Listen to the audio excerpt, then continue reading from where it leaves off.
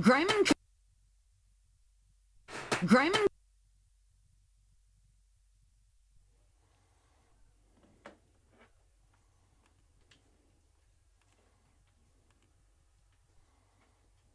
This is Ellen with Garner Dental Group. I am one of 7 hygienists on staff with Garner Dental Group and have worked as a hygienist for 30 years. Our office strives to provide elite dental care to all our patients, including child and adult cleanings, a periodontal disease program, and a hygiene retention system to help our patients stay on track with their routine care. We are accepting new patients and would love to have you join our office. Call to schedule an appointment today, 641-923-3771.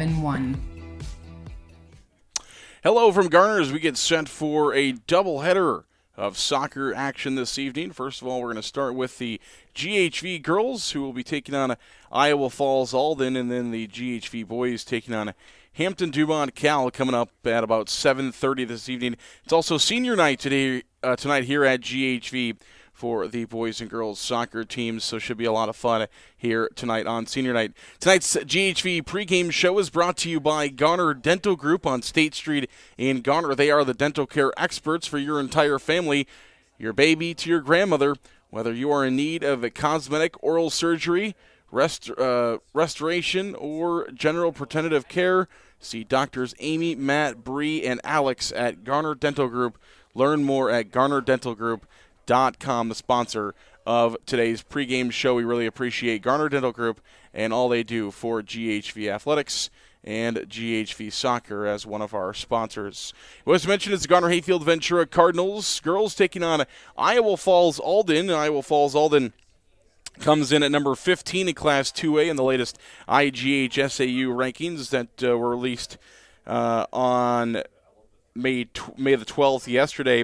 New rankings coming out. IA Falls-Alden not ranked previously, but jumped up to number 15 in Class 2A ahead of this matchup here with GHV tonight. 14-2 overall for the Cadets this season. Garner Hayfield Ventura coming in at 10-2 in GHV, looking for a marquee victory ahead of the postseason, in which we'll talk about throughout the evening. But the Cardinals have done enough to earn, if they keep winning, 2 games here on their home field in the postseason. We'll take a break. We're going to come back in just a couple of minutes as we get set for starting lineups here from Garner Hayfield Ventura High School. Greiman Construction Services is the ultimate fan of high school sports. Certified and fully insured for your roofing and siding projects. Free estimates and hassle-free warranties. Located locally in Garner or online at northiowaroofing.com. Greiman Construction Services, your large roofing company with small-town pride. Call Greiman Construction Services for a free estimate today at 641-530-4495. Serving and supporting North Iowa for over 3 generations. That's Greiman Construction Services in Garner. Hy-Vee in Garner is a proud supporter of the GHV Cardinals. Hy-Vee is conveniently located on Highway 18 in Garner. Hy-Vee is your employee-owned family grocery store. Go Cards from Hy-Vee in Garner. Check out our weekly hot deals in the store today. Let's head down the field and meet the officials. Please give a warm thank you and welcome to Mr. Brian Watkins and Kimberly Watkins. Thank you. I'd also like to thank our ball handlers and keepers for tonight's match. Please give a warm thank you to Mr. Grant Lamb, Sam Catter, Jonathan Schutnick, Jeremiah Schutnick, and Carter Gerdes. Thank you, gentlemen. Now, we'll start with your starting lineups for your Iowa Falls Cadets. Please welcome senior number 4, Emma Oberding. Senior number 6, Mabel James. Sophomore number 7, Allison Jenke. Senior number 8, Maggie Ameloff. Sophomore number 9, Dana Rash. Junior number 11, Abigail Itis. Senior number 12, Eva Roblin. Sophomore number 14, Presley Milford. Sophomore number 16, Ariana Palacios.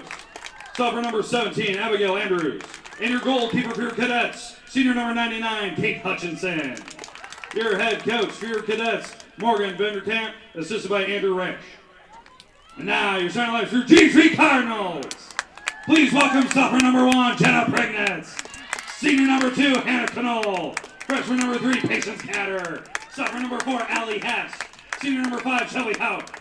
Junior number 6, Becca Halick. Sophomore number 9, Valerie Welsh. Senior number 12, Liz Richardson. Sophomore number 16, Kaylin Knoll. And your goalkeeper for your Cardinals, Captain senior number 98, Chloe Frank. Your head coach for your Cardinals, Jared Graham, assisted by Matt Frank.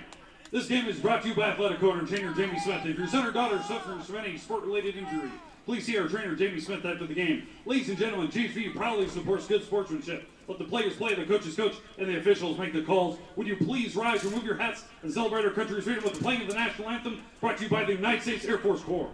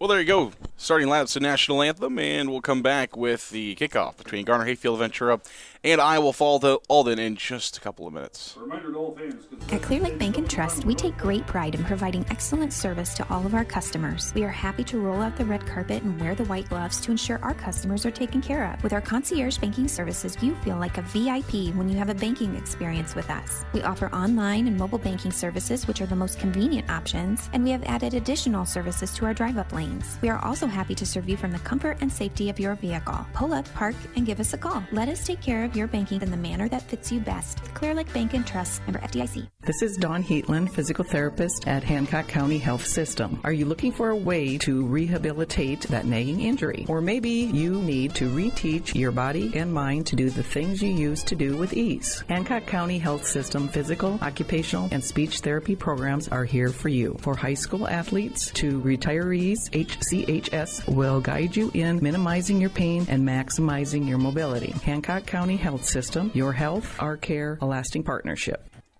Well, here we go from Garner. I mentioned we got a doubleheader on slate this afternoon into evening as the GHV boys will take on Hampton-Dumont-CAL next. But right now it's the ladies here at 5:30 with Garner Hayfield Ventura taking on Iowa Falls-Alden. Iowa Falls, you see in the white jerseys, 14-2 on the year, ranked number 15 in Class 2A. Garner Hayfield Ventura in their black and red jerseys with red numbers there in front of you. Cardinals across the chest. Cadets in black with numbers on front and back there for Iowa Falls-Alden. And the Cadets. Fuentes here for Garner Hayfield Ventura, as that one will be kicked out, and GHV will keep control. Fuentes has 10 goals for GHV, which paces the team. He's had a good freshman campaign this season for the Cardinals. Iowa Falls-Alden has had an incredible soccer season so far, and they're hoping to carry that on into the postseason. Just 2 losses, none in conference play. Kept it alive there, and hopefully she's okay. For Iowa Falls-Alden, that was Dana Rash, as Rash kind of fell on top of the long jump runway as she went down to try to save that ball, and Rash a little slow moving for Iowa Falls-Alden after going down on that long jump runway. So hopefully we'll see her okay the rest of the way here for Iowa Falls-Alden. Here's Iowa Falls with it, going to bring it back across the midfield line. GHV going to set up defensively there. The ball will roll into the long jump bit, and we'll have a throw-in for Iowa Falls, but they're going to make a sub. They're going to take, we mentioned Rash just did not looked like she was feeling right after falling on that long jump runway. So they are going to make a substitution and pull Rash out as Olivia Borgden will come in here for Iowa Falls-Alden and take the spot of Rash early here in this first half of soccer action. At the midfield line, GHV controls. That one's going to come out and we'll have a throw-in for Borgden and the Cadets of Iowa Falls-Alden.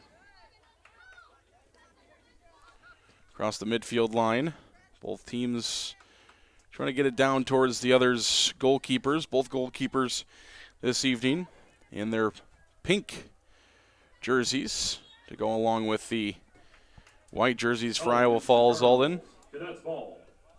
And black jerseys for GHV. Foul called against the Cardinals, so a free kick for Iowa Falls-Alden. Here come the Cadets down towards Chloe Frank, one of the seniors on this team for Garner Hayfield Ventura here on senior night. She wears number 98 in her pink and black jersey for GHV. Going to possibly face her first shot coming up here as Iowa Falls-Alden is pressuring in the offensive end. That one's going to go out, though, and GHV is going to get possession. Jenna Prignitz has got it for the Cardinals, back towards the midfield line. Who's going to come away with it? Itis has 26 goals this season. Abigail Itis, a junior for Iowa Falls. See her all over the field this evening. Itis wears number 11. You can see her there in the mix. And Chloe Frank is going to come out and grab it for the Cardinals. So Frank will squander an opportunity for Iowa Falls here early into this matchup. 35 minutes remaining in our first half, just underway here from Garner. Beautiful evening for soccer action. Haven't had too many nights like this year. Low wind and nice sunny. There's a good tackle for GHV, and they've got possession running down into their offensive side. Allie Hess was there a moment ago for GHV. Hess doing a nice job of taking that one away for the Cardinals. Substitution for Cadets, number 10, Odessa Gillespie. As Odessa Gillespie, freshman, will come in now. She wears number 10 for Iowa Falls, so another substitution for Iowa Falls. As Gillespie will come in.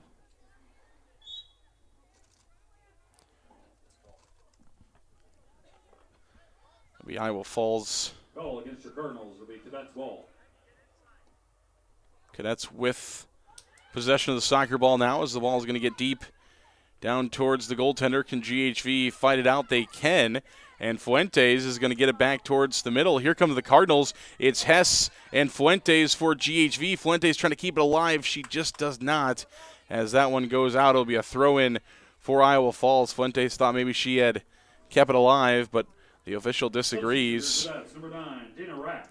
As Rash will come back in now. Rash, we mentioned earlier, went out after an early collision with the long jump runway just off of the pitch.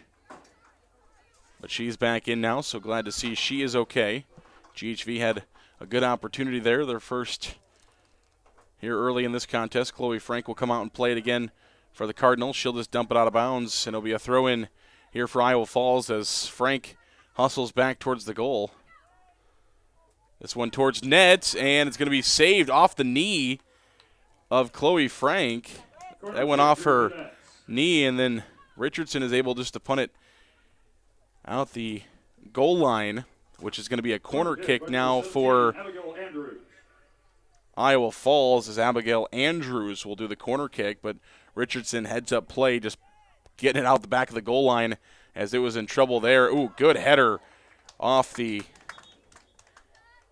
Substitution for your Cardinals, number 8, Kaylee Newkirk. Amloff, pardon me. There with a good header opportunity, but it just sails over the top of the goal. And GHV will be able to send this one back towards the midfield line. It'll be a throw-in for the Cadets right here in front of us on the near side of our camera location. Here at the midfield line, the Cadets will work it across midfield, trying to set up another scoring opportunity. They've had a couple so far in this game, a couple of really prime opportunities for the Cadets. Here's going to be another one as the Cadets are in deep towards the GHV zone. And it's going to go out, will be a throw-in for the Cadets off of GHV. They do. Now the Cardinals trying to get away. Here's Hess. She's going to just kick it back towards midfield.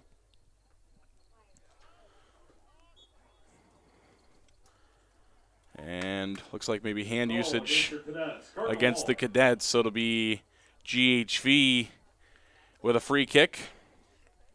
Pregnants will do it for the Cardinals across the midfield stripe, where the Cadets will pick it back up and have it towards midfield here. Richardson will just boot this one back across the midfield line, where the Cadets will try to reset up. GHV trying to find what they want to find defensively. No score here early in the first half between the Cardinals of Garner-Hayfield Ventura and the Cadets of Iowa Falls-Alden. Throw-in coming for GHV. Near the midfield line. There's a battle for it. That's Andrews for the Cadets. Kicked away by the Cardinals. There's a battle along the far side. It's going to go out on GHV. Throw-in coming here for the Cadets. Both teams kind of scrambling for it near the midfield line. One of them trying to come up with possession. Season's winding down here for both of these two teams, trying to get primed up for the postseason run. I mentioned in the pregame show, GHV will have, as long as they keep winning, will have 2 games on their home field in the postseason. The regional quarters and the regional semis.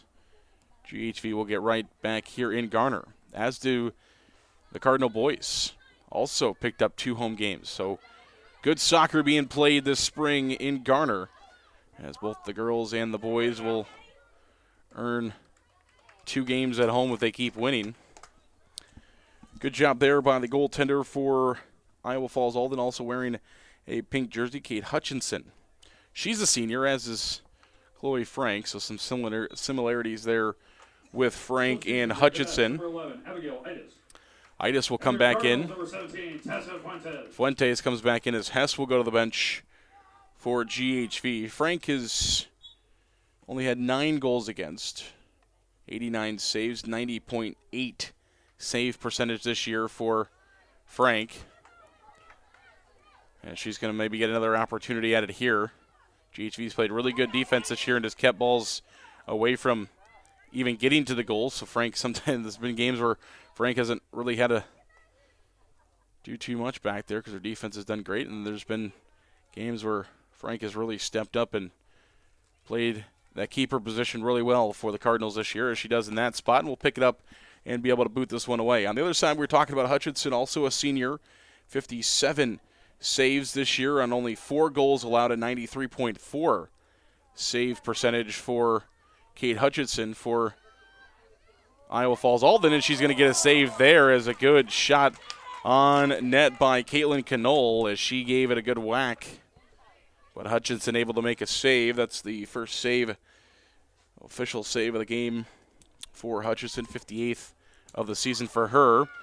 And now Chloe Frank does a great job of just booting that one out of danger back towards the midfield line. Frank did a fantastic job there, got a really good boot on it all the way back towards midfield, where Iowa Falls-Alden will overhead throw it in.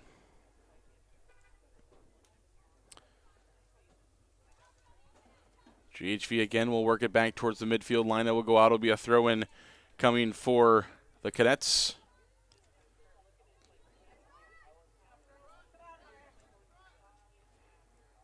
Here's Andrews, a couple of side moves there for her.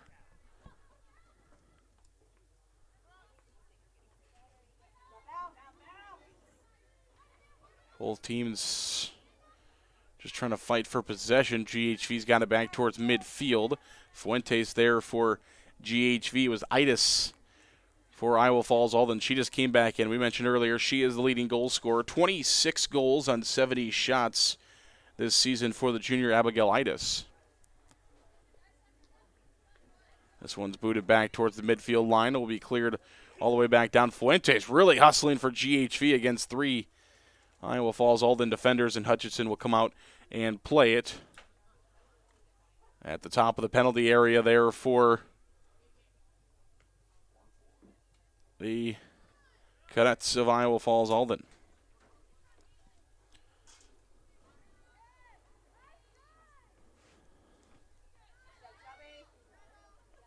To go along with the beautiful sunshine we've had so far today, we mentioned earlier, not much wind as far as North Iowa goes. Not too many days where you get that. So it's just beautiful playing conditions down there for the athletes today. Midfield line, there's a good boot for the Cardinals. That one's going to go back down. Here's Knoll. Knoll's going to have an opportunity for GHV. Knoll fighting for it in the penalty area. Big battle there, Knoll and Mulford. And Mulford is able to clear it out for Iowa Falls-Alden. And we'll get it back towards the midfield line. Here come the Cadets again, but GHV going to try to keep it and put some offensive pressure on, and GHV loses the handle on it. It'll be a throw-in for the Cadets. Oberding is back in for Iowa Falls. Allie Hess is in for GHV.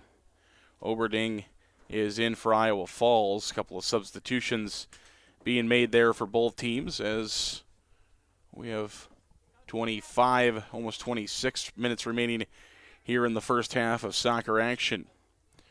Chloe Frank will come out and play it at the top of the penalty area for GHV, where she will set up to boot this one away. Big boot all the way down towards Fuentes on the offensive side for GHV. Knoll trying to make a move, but ball just gets ahead of her and across the touch line there on the far side, and we'll have a throw-in coming for Iowa Falls-Alden.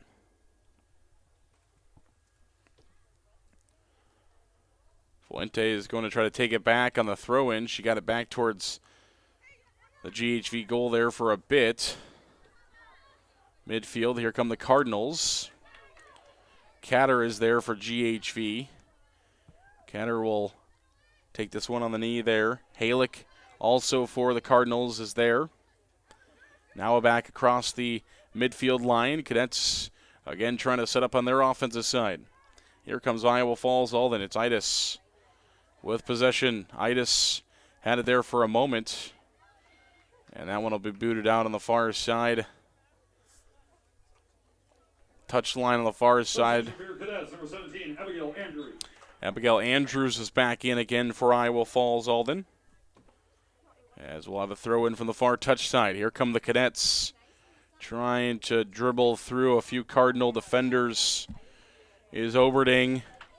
Oberding has got pressure, but she's able to get it back to the midfield line for Iowa Falls-Alden. Just across the midfield line, there's a good boot for Oberding. Andrews across the middle, and Chloe Frank is there for GHV to scoop that one up. And she'll once again boot this one away towards midfield. Another good boot and gets a great friendly bounce. Fuentes makes contact, and GHV's got an opportunity here to keep it alive. And they do, and the Cardinals are going to get a throw in. Call against your Cadets. It'll be Cardinals ball. Or is it a foul and we're going to have a free kick? Yeah, it's going to be a foul. We've got a free kick coming for GHV in a good position. As taking the free kick is Halick for the Cardinals. So GHV is going to get a good free kick here from a prime location right towards the middle. Fuentes. And Iowa Falls-Alden for now is able to clear it back away and boot this one across the midfield line.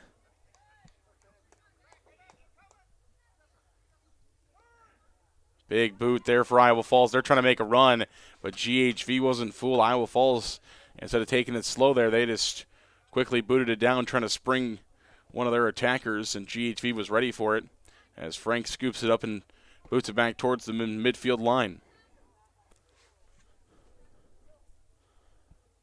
We'll see a throw-in coming for the Cardinals. Near midfield. Taken by Iowa Falls. Both teams have had a couple of opportunities in this game, but the goalkeepers have played sharp so far through the first half of this first half. Midfield line.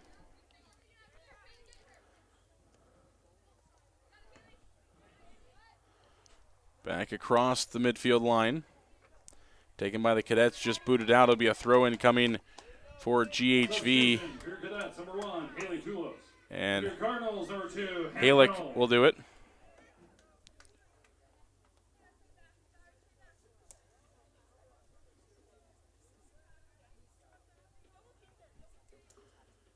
So we'll see a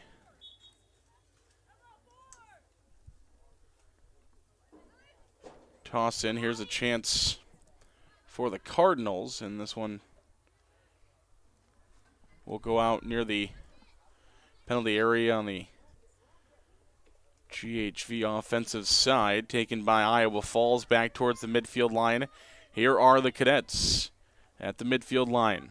GHV trying to pressure defensively. Ellery Welsh there. Here's a chance. Oh, and a big sliding save for Chloe Frank. Couple of great saves there for Chloe Frank. Some goaltenders would stay back and try to make a stop in the cage. Frank thought it was a better idea to come out and try to kick it away, and she did just that, and it worked out perfectly there for the Cardinals. Great heads-up decision by Frank and GHV, maybe keeping a goal off the board here of Iowa Falls.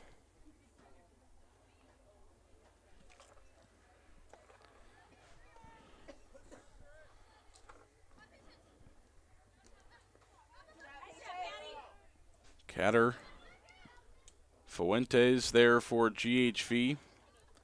Here on the near side, Iowa Falls-Alden with it now. Midfield line.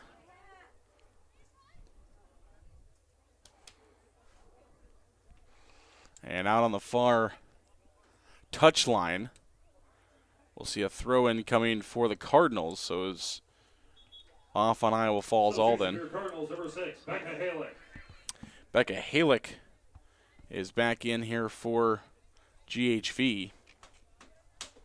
So Halick will come in for the Cardinals with her pink shoes on.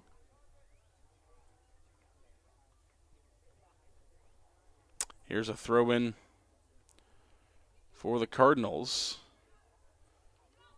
And GHV doing a great job to get it back towards midfield. Hess here for GHV.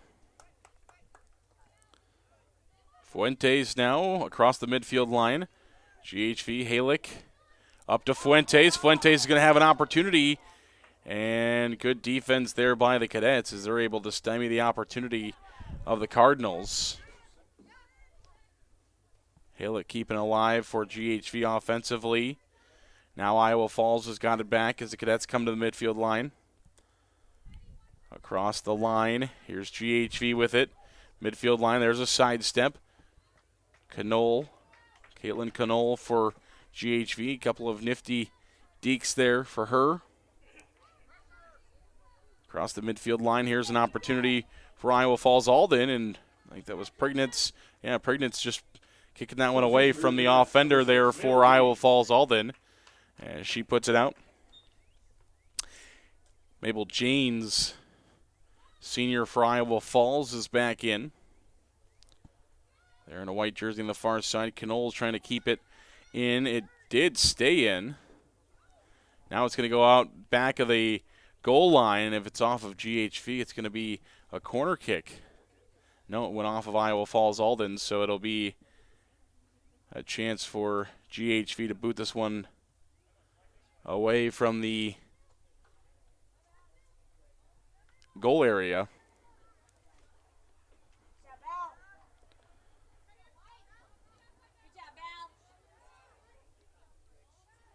Both teams looking for some positioning there towards midfield.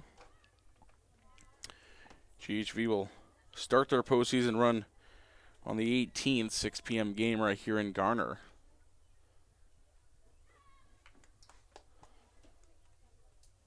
As mentioned, play on the 18th against Belmont Clemmy, who is looking for their first win. As GHV is the 2 seed in the region, and all roads are leading to Des Moines Christian would be the regional final matchup if GHV gets there, the number 2 team in Class 1A. So kind of a tough region that Garner Hayfield Ventura was paired up in. They're the 2 seed in the region, but again, if they get to that regional final against Des Moines Christian, we'll have to take down the number 2 team to find a berth at the state soccer championships. Long ways from there, though, as GHV is wanting to beat a very good foe in IA Falls-Alden here tonight, finish off the regular season, and then get to the postseason. As Allie Hess chasing this one down towards Hutchinson for IA Falls-Alden.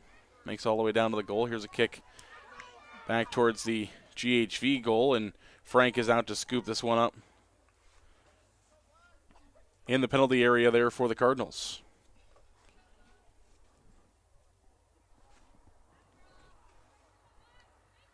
Midfield line. Iowa Falls has possession. Andrews. Substitution for your cadets, number 11, Abigail Itis. Itis is back in for Iowa Falls-Alden.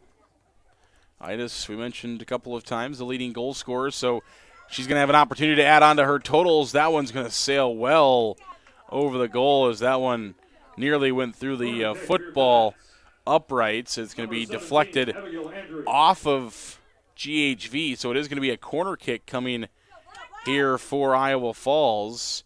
And Andrews, who did the earlier corner kick, will get the opportunity at the corner kick. They nearly got the header to go. Corner kick, and Chloe Frank jumps up and just grabs that one away from everybody else. That's what good height Frank's got.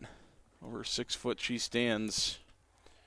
And jumped up and snagged that one for GHV.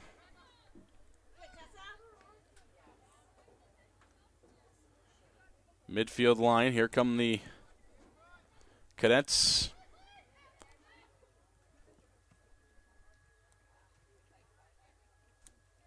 With possession, Fuentes there. GHV will boot it back towards the midfield line. Fuentes has done a good job pressuring offensively tonight here for GHV. Midfield line, GHV will punt it back towards midfield. Here comes Fuentes. Aggressively up in the mix, but Iowa Falls will keep possession of the soccer ball, keep it alive. Now GHV fighting back for it. Big scramble right here in front of the fans here on the near side. Both the Iowa Falls fans and GHV fans finding their way here on the home bleachers. Nobody sitting on the far away bleachers. Iowa Falls fans seem to be sitting more on the left side here of the bleachers, while the GHV fans congregate on the right. And that one will be booted away back down towards the goal. Substitution for your Cadets, number 9, Dana Rich. And for your Cardinals, number 3, Patience Catter. Patience Catter is back in for GHV. Rash is back in for Iowa Falls-Alden.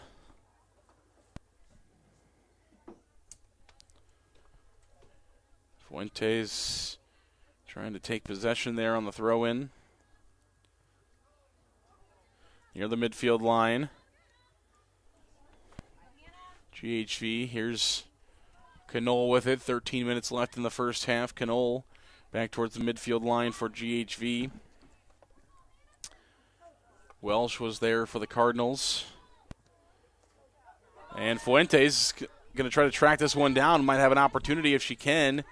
And Fuentes gets kind of booted off the ball there by Haley Tolos for Iowa Falls-Alden. And Iowa Falls, some nifty moves there by Itis, but she had nobody with her and just kind of booted it towards the goal. And Chloe Frank, as Usual vacuums that one up. Here's Fuentes. If she can get to this one, she might have an opportunity for a GHV in the corner. Fuentes back towards the goal, but it's going to be just wide and hit the outside of the cage. But good hustle there by Fuentes as she got all the way down to it. Just had too sharp of an angle and got it towards the goal before going off the side of the cage. Top of the penalty area, Iowa Falls-Alden's got it. GHV trying to keep it alive. Knoll over there on the far side, back towards midfield. Welsh heads it back down towards the GHV defensive side. The offensive side for Iowa Falls-Alden. The good moves over there on the far side, keeping it alive for the Cardinals back here at midfield.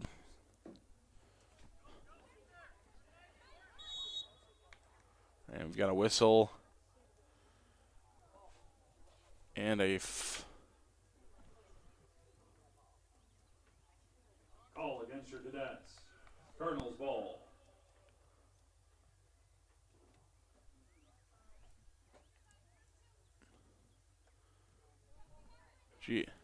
GHV will get it back down. Midfield side after a whistle there against Iowa Falls-Alden.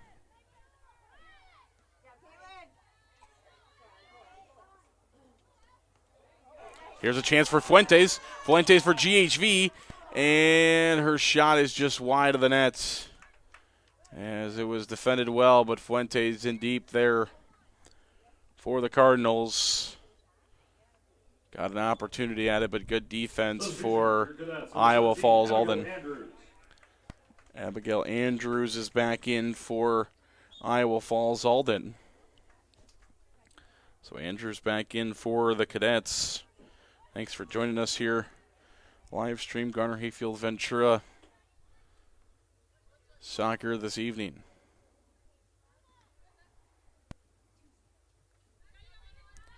Midfield line. Fuentes with it.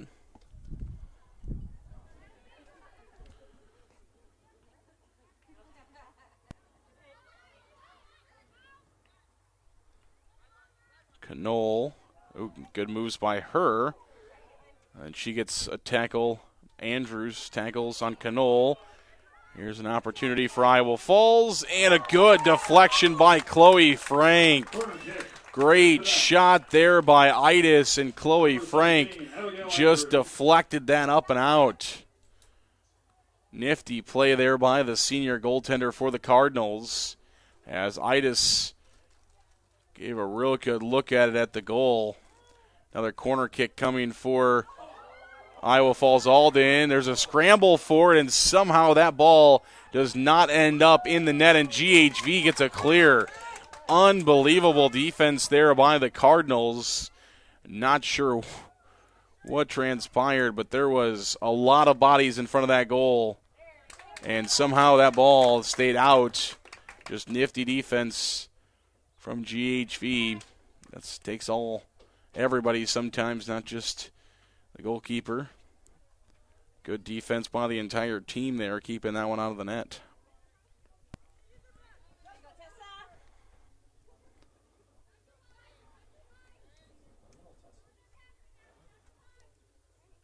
And that one will go out on the far side. Substitution for your Cardinals. Number 5, Shelby Houck.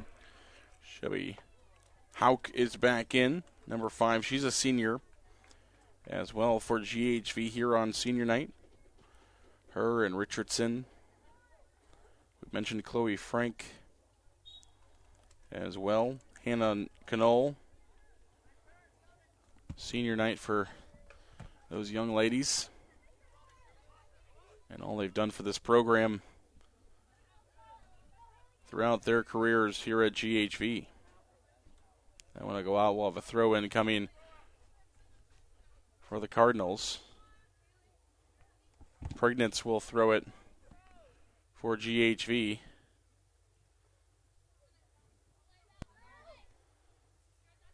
Near the touch line here on the near side. And then want to go out off of Iowa Falls-Alden. GHV will have a throw-in.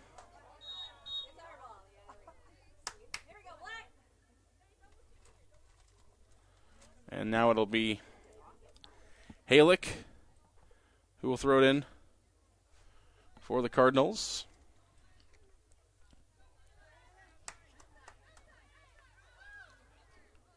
And that one will go out on the far touchline for GHV. Olivia Brogdon is back in for Iowa Falls-Alden, as the Cadets will have a throw-in on the far side as we wind down here in the first half. 7:18 remaining in this first half of play. Across the midfield line. Fighting for it. Who touched that one last? It'll be off of GHV, and so it'll go to Iowa Falls. That one's tough because there was a lot of connection there with players from both teams. So who does it go off of? And the official says that it goes off of GHV, so Iowa Falls will get to throw it in.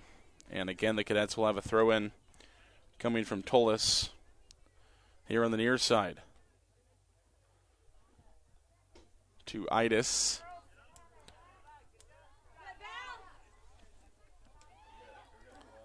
And Frank will pick it up here for the Cardinals. We mentioned in 26 games this year, in 16 games, 17th game that Iowa Falls has played this year, Idis has scored 26 goals. She's averaging over a goal per game this year for Iowa Falls, and Chloe Frank will do a great job there of scooping that one up and not giving her another opportunity at it.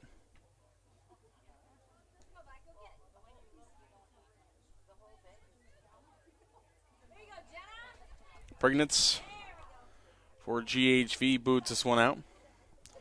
And out of bounds on the far side.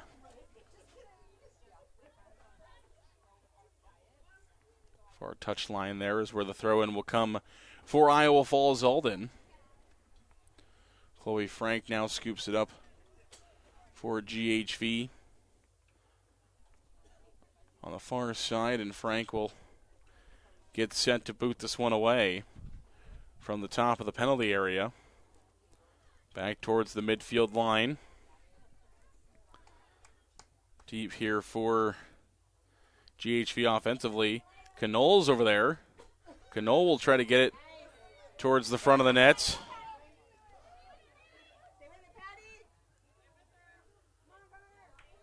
And Iowa Falls able to get that one back out towards the midfield line.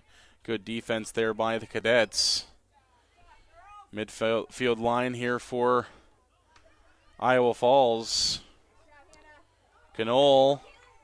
Kaylin Knoll here for GHV. What can she do with it? Get it towards the center. She was trying to find Hess, but Iowa Falls-Alden boots that one away. Now Iowa Falls-Alden is going to have an opportunity to run out and corner your screen there. Great job by Chloe Frank as she was able to scoop it back up.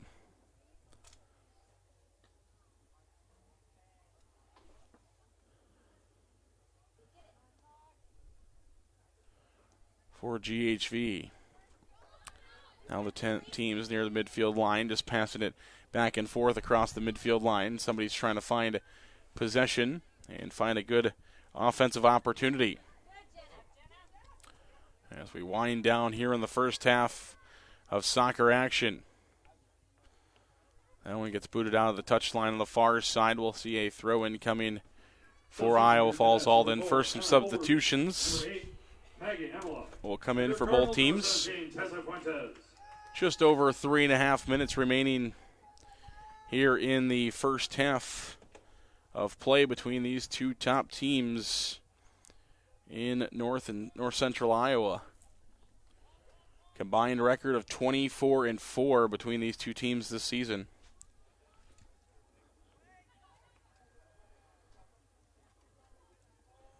That one will go out on the midfield line. The touch line on the far side will be thrown back in towards the midfield. Here's Fuentes. Fuentes trying to take it away for GHV. Fuentes and Hess back and forth. Coming to the near touch line now. And it goes out here on the near touch line as Halick will come in and have a throw in from the midfield line.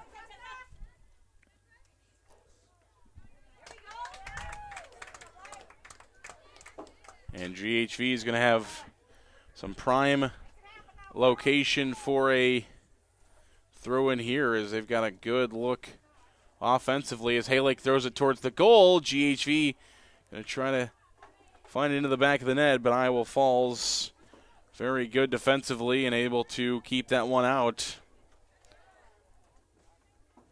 and keep it alive. Is GHV back into the offensive side. Their offensive side will see a throw in coming for the Cardinals on the far touchline. There's the overhead throw in. Battle between Annika Knoll and Itis for Iowa Falls-Alden. We'll see a throw in coming on the far side here for Iowa Falls.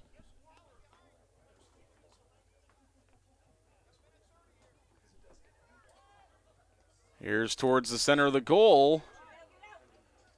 And it will go out the back of the goal line and will be a kick away here for GHV. So another nice job there by the Cardinals. Doing a good job defensively.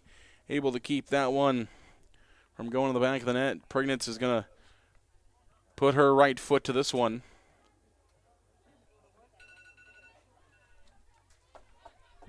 And keep it alive is Iowa Falls-Alden.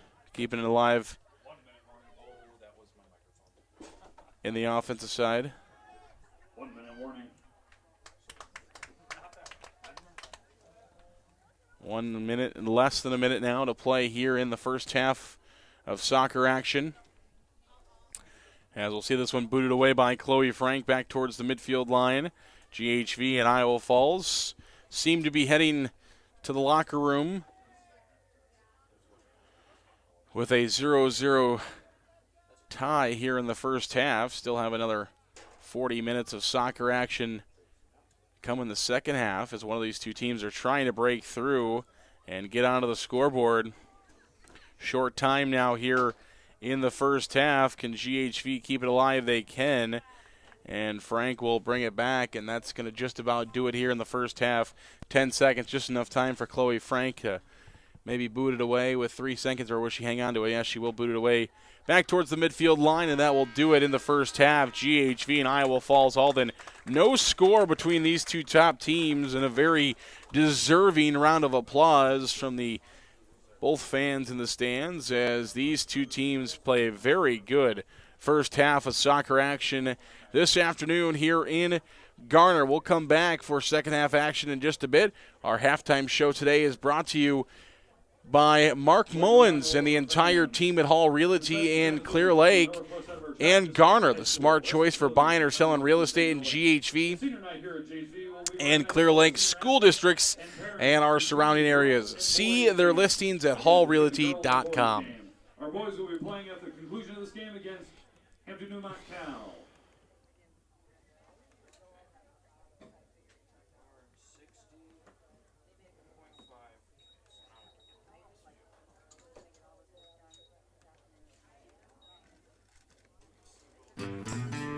Integrity, advanced marketing expertise, a commitment to our community, and a great positive outlook. Hi, I'm Mark Mullins of Hall Realty in Garner. We're the smart choice for buying or selling real estate in the Garner market and surrounding communities. Hall Realty, a familiar name in real estate in a new location. We want to be your resource that will help navigate the entire process for your home and commercial real estate needs. Come see Hall Realty, offices in Garner and Clear Lake. We do real estate right.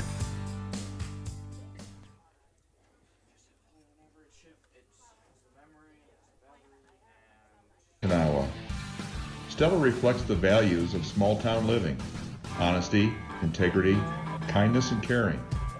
We are an employee-owned company and are proud supporters of GHV Cardinal and West Hancock Eagle athletics.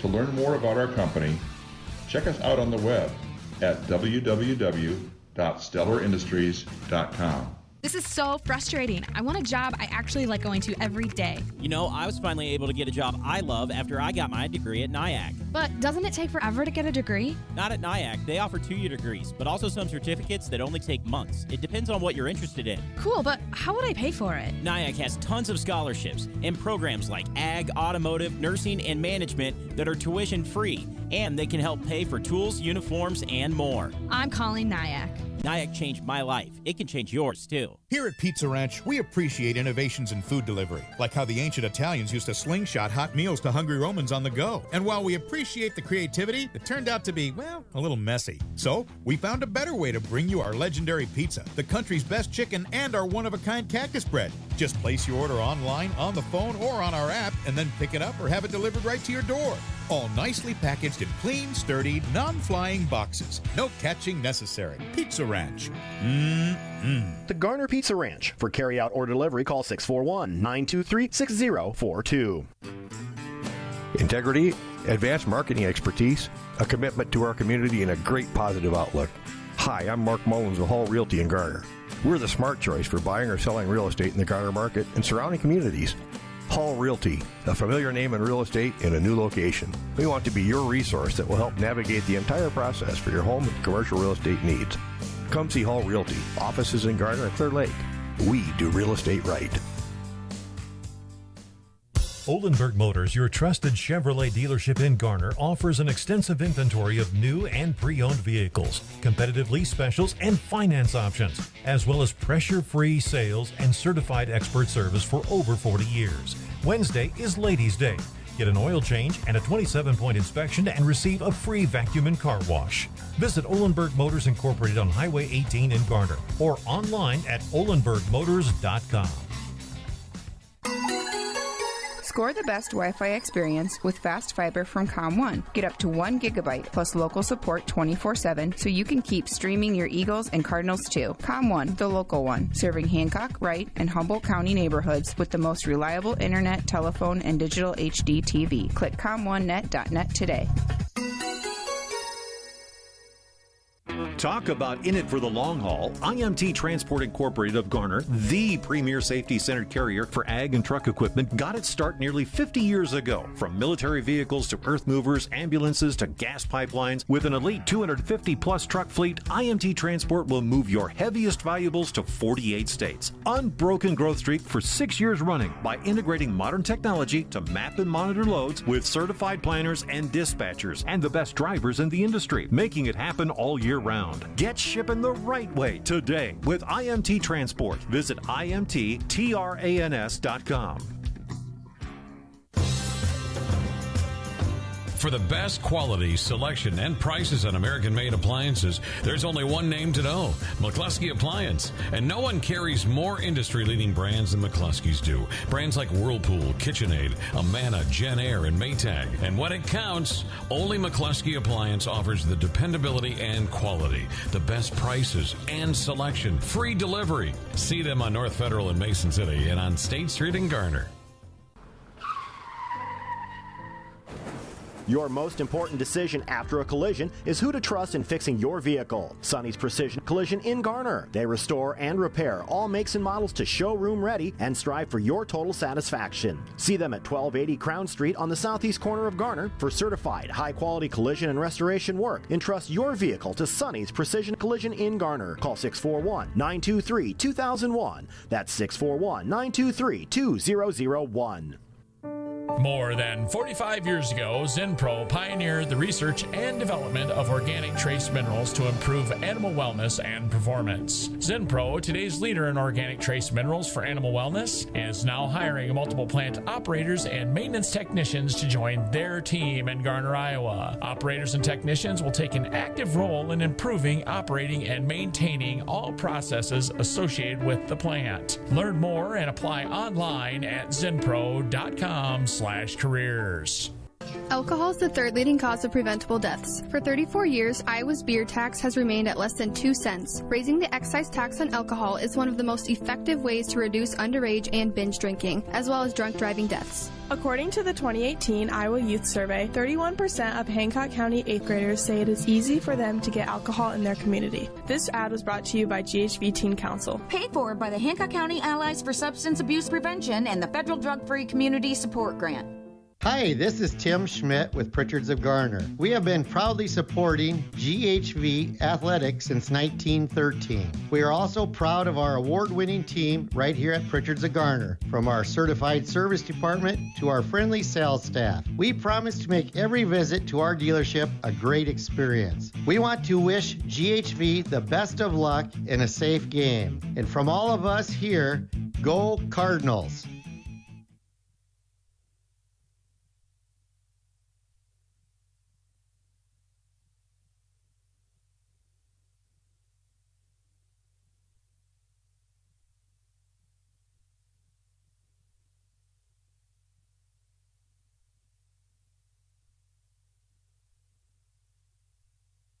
Greiman Construction Services is the ultimate fan of high school sports. Certified and fully insured for your roofing and siding projects. Free estimates and hassle-free warranties. Located locally in Garner or online at northiowaroofing.com. Greiman Construction Services, your large roofing company with small-town pride. Call Greiman Construction Services for a free estimate today at 641-530-4495. Serving and supporting North Iowa for over 3 generations. That's Greiman Construction Services in Garner.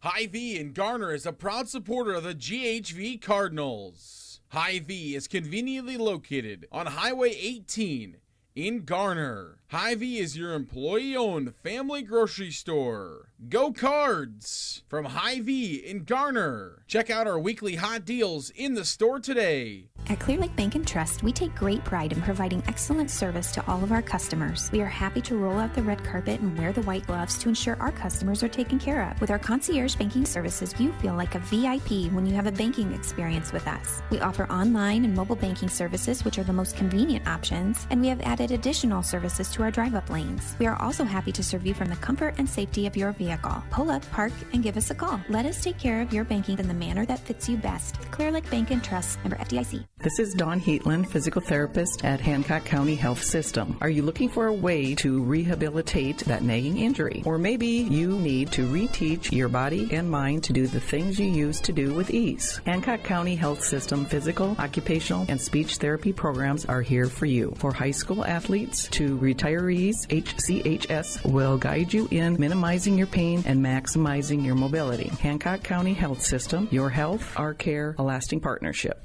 This is Ellen with Garner Dental Group. I am one of 7 hygienists on staff with Garner Dental Group and have worked as a hygienist for 30 years. Our office strives to provide elite dental care to all our patients, including child and adult cleanings, a periodontal disease program, and a hygiene retention system to help our patients stay on track with their routine care. We are accepting new patients and would love to have you join our office. Call to schedule an appointment today, 641-923-3771. Hi, I'm Dave Zroslik, President of Stellar Industries, with manufacturing locations in Garner and Kanawha. Stellar reflects the values of small-town living: honesty, integrity, kindness, and caring. We are an employee-owned company and are proud supporters of GHV Cardinal and West Hancock Eagle Athletics. To learn more about our company, check us out on Welcome back here to Garner Hayfield Ventura High School as we get set for second half action. Again, thanks to our great friends at Hall Realty in Garner. Mark Mullins and the entire team at Hall Realty in Garner and Clear Lake, the smart choice for buying or selling real estate in the GHV and Clear Lake school districts and our surrounding areas. See their listings at hallrealtyclearlake.com, the sponsor of today's halftime. Thank you so much for your sponsorship of Garner Hayfield Ventura Athletics.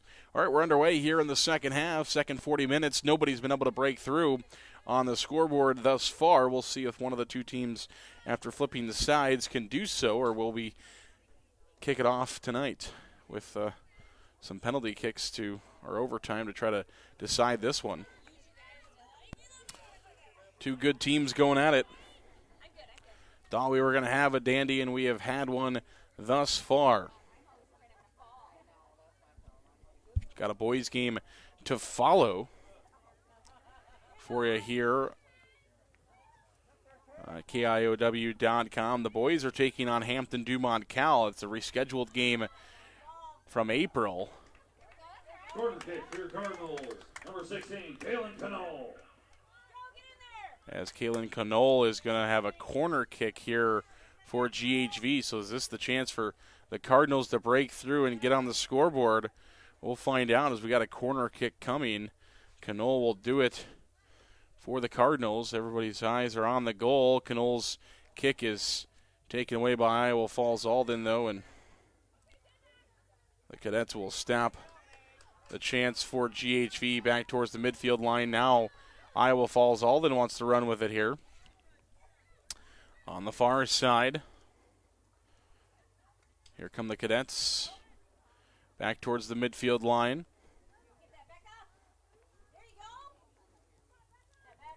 Here comes Garner Hayfield Ventura and Iowa Falls-Alden. Both teams mixing it up here at midfield. Who's going to come away with possession? Canola's got it for GHV. Oof. A little bit of a trip there for Andrews as she sunk her way down into the field.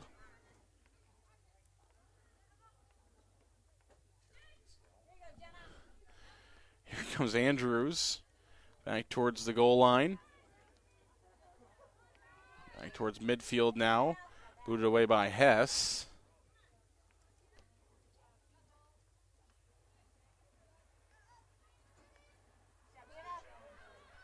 Hess has it here for GHV across the midfield line. Kaylin Canole going after it towards the goal line. Can she catch up to it and try to get an opportunity? And Iowa Falls will just put it out the touchline here on the near side. So GHV is going to get an opportunity here to throw it in, as Halick will throw it in. And Halick will try to get it close to the goal line as Halick will throw it in towards the goal. Fuentes out front. No, GHV unable to get a shot at the goal. They'll keep it on their offensive side, though. Midfield line.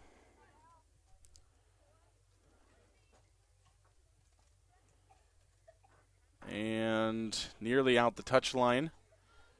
Kept alive there by Iowa Falls-Alden. Across the midfield line comes Fuentes. Iowa Falls-Alden now trying to get to Frank. Call against your Cardinals to be Cadets ball. And the Cadets will have a free kick. There it is, down towards the GHV goal. Fuentes keeps it alive. Canole now for GHV, trying to boot it out of there. Welsh also there for the Cardinals. There's Richardson. And GHV trying to do whatever they can to get that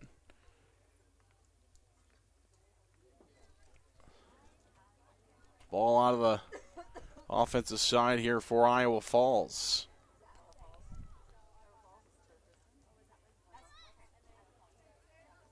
Here's Canole. Canole across the line. GHV, Welsh will just put it out the touch line, so we'll have a throw-in coming for Rash and Iowa Falls, but substitutions first. Cardinals number 8, Kayla Newkirk.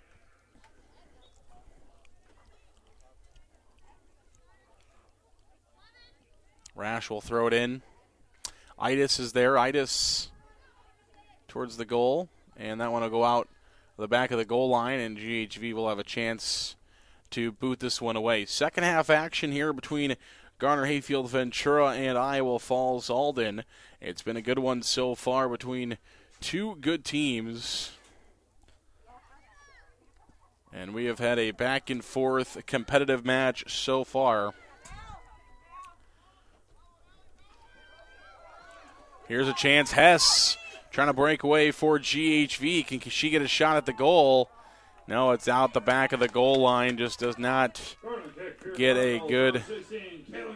Oh, it did go off. Pardon me. I thought that went straight off of Hess and out. It did not. It went off of IA Falls-Alden first. So it's a corner kick coming here for GHV as Knoll will do the corner kick, and the Cardinals will put it back towards the top of the penalty area, looking for a shot at the goal, and they don't get it, but they will have a throw-in as IA Falls-Alden booted that one out on the far side. So Halick will have a throw-in here for GHV. Towards the net. And it's going to be another corner kick for GHV as that one's booted out the back of the goal line by the Cadets. So another corner kick coming for the Cardinals, and Knoll will do it.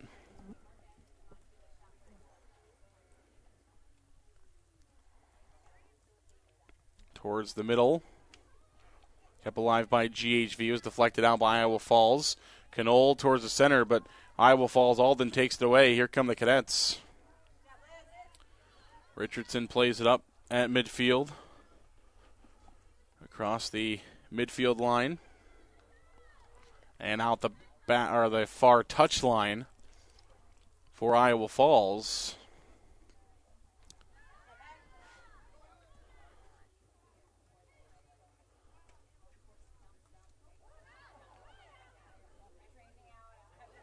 Top of the penalty area.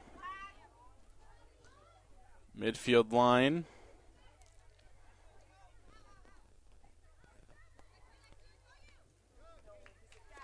Far touch line, that one goes out. We got a throw in coming for GHV on the far side. Cardinals, number 17, Tessa Fuentes. Tessa Fuentes is back in for GHV. And she has had herself quite the freshman year. 10 goals in 12 games for the freshman. Just a fantastic rookie season for the Cardinals. Has had a hat trick this year as well.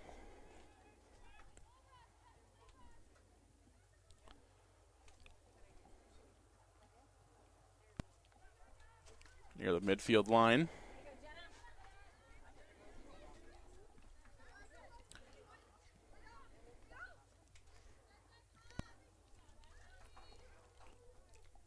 Frank for GHV will pick that one up. And she'll get set to boot this one away.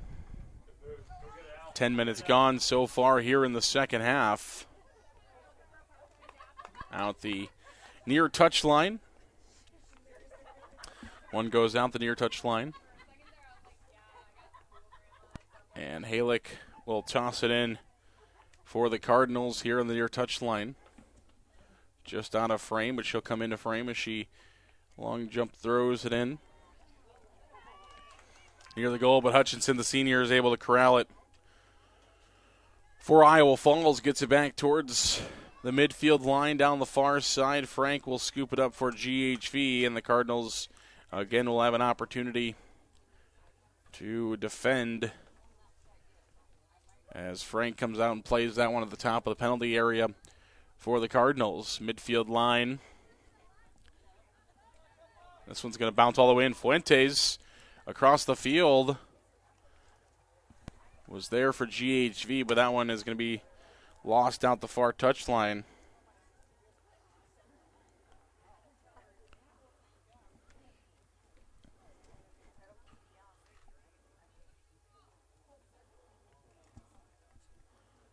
And we've got a throw in for the Cardinals. A chance for GHV at the goal, but good defense by Iowa Falls.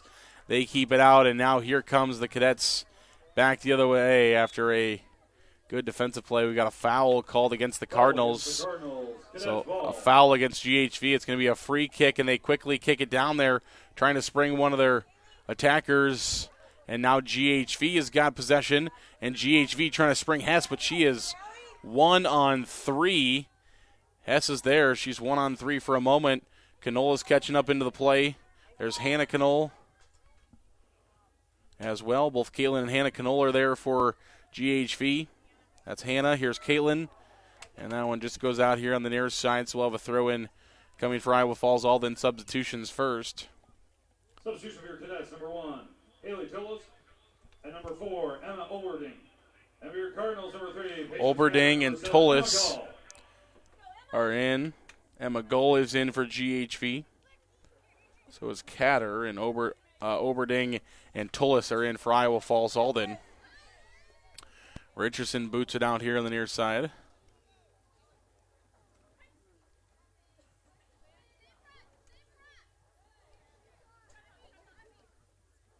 Near the penalty area.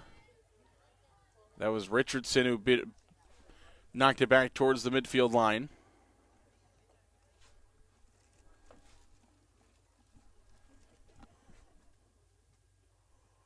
.28 and a half remaining here in the second half, and nobody has been able to break through and find a goal just yet. No score between these two teams.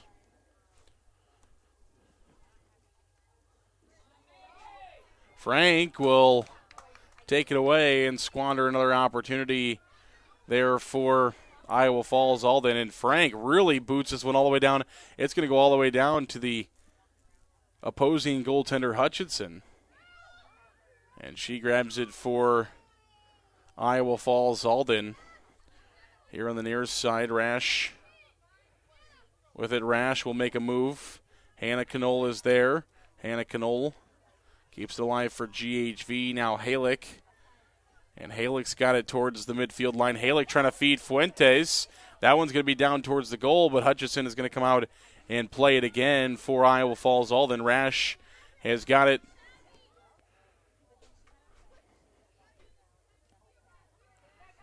Here's Halick. Halick now Hannah Canola, and Hannah Canola just puts it out the near touch line. And we'll have a throw-in coming for Iowa Falls-Alden.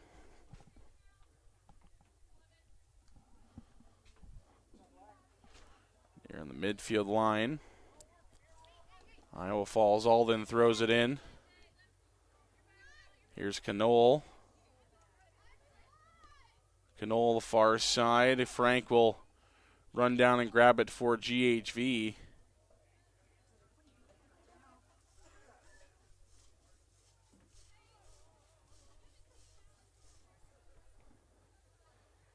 And now Frank will boot it. Good boot by Chloe Frank, as that one's going to sail again the length of the field. And Hutchison will scoop it up inside the penalty area for Iowa Falls-Alden. Another great boot there by the senior GHV goaltender, Chloe Frank. Substitution for your cadets, number 13, Brenna Kruko. And for your Cardinals, number 5, Chevy Hulk. Chevy Hulk is back in. Hauk for GHV back in. We've got a throw-in coming for the Cardinals near side. Emma Goal throws it in across the midfield line. Iowa Falls-Alden will play it near the near touch line. Andrews has got it. Andrews towards the midfield line. Richardson.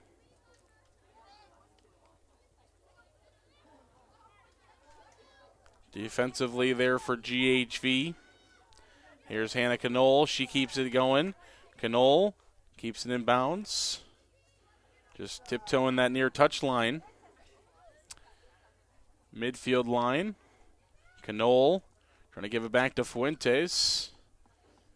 Goes off the leg of the defender here on the near side. Krukow goes off of her leg. Iowa Falls-Alden back towards the midfield line. Here come the Cardinals again. Hannah Canola. Canola feeds it off to Hess. Hess far side. GHV bats it around. And Richardson will boot that one out on the far side with 24 minutes remaining here in the second half.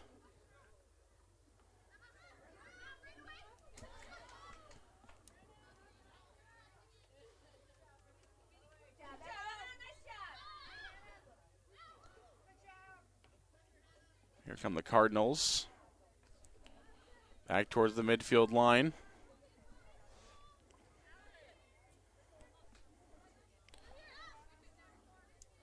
Knoll to Hess. Hess.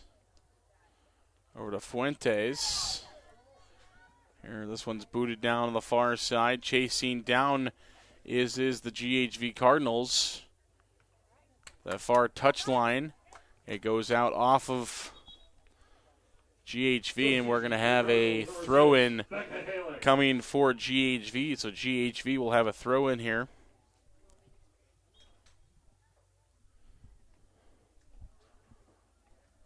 Halick will throw it in for GHV along the far side. Halick towards the goal. Can GHV break through? An opportunity towards goal, and it's scooped up by the goaltender Hutchinson. As she's able to keep it alive and get it back to the midfield line. Hand touch there by Richardson, so we'll have a free kick.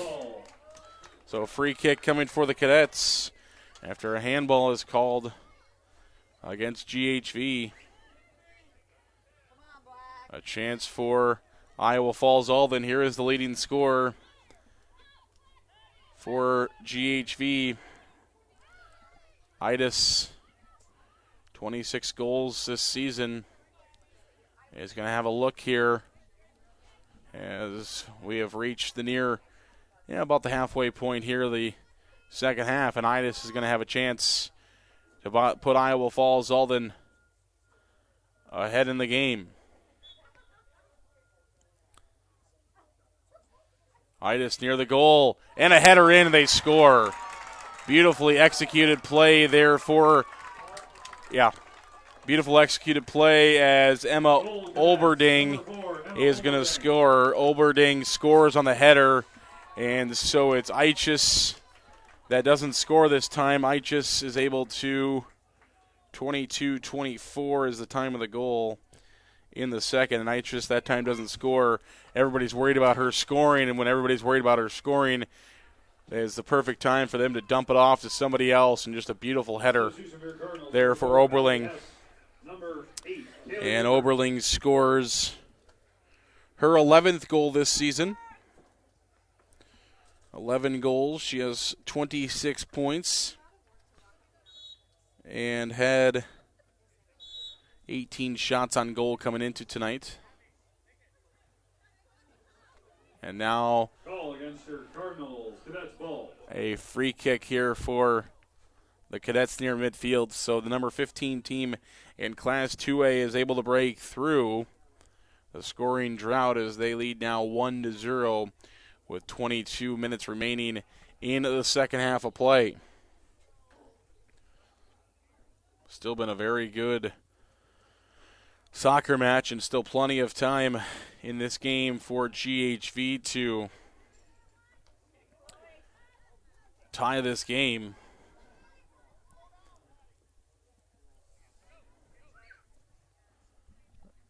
Far touch line. This one will go out. GHV will have a throw in.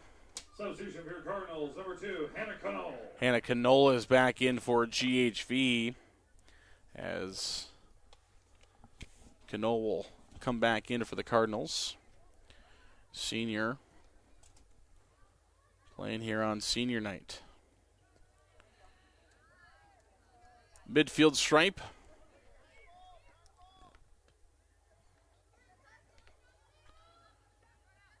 Their midfield line, the far side. Iowa Falls-Alden trying to add on. Near the goal, and Chloe Frank will go and scoop it up there for GHV. So a great job there by Chloe Frank as she's able to scoop it up for the Cardinals. Ball all the way down here on the other side now.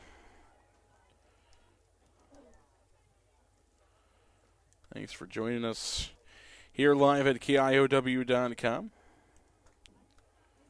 We appreciate everybody coming along the way.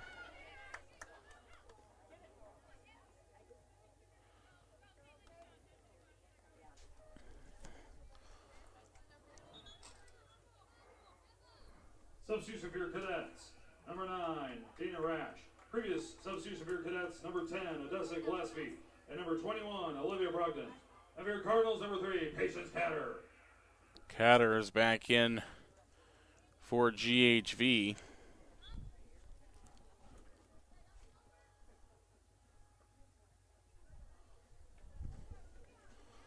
As the ball's thrown in. Fight for it. Near the midfield line. Richardson boots it back. Pregnants. And a chance for Iowa Falls-Alden. There's a header for the Cadets. They're going to have a shot at goal. And now we're going to have a corner kick as that one's going to go off of Frank. So we've got a corner kick coming for Iowa Falls-Alden. As Andrews will do the corner kicking for Iowa Falls.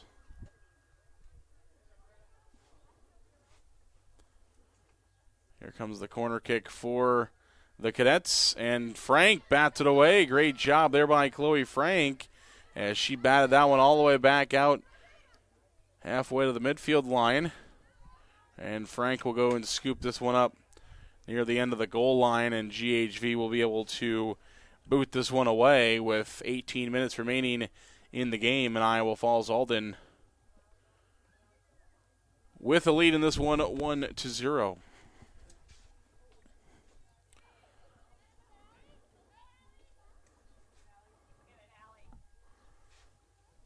Cadets trying to move the ball out. Trying to move the ball out of the zone. GHV, on the other hand, trying to get themselves onto the scoreboard.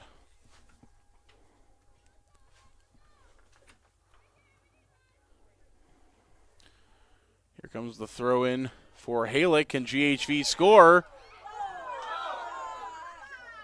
And that one will be knocked away. Corner kick for your Cardinals, number 16. And GHV will have a corner kick. Cardinal fans wanted a penalty called.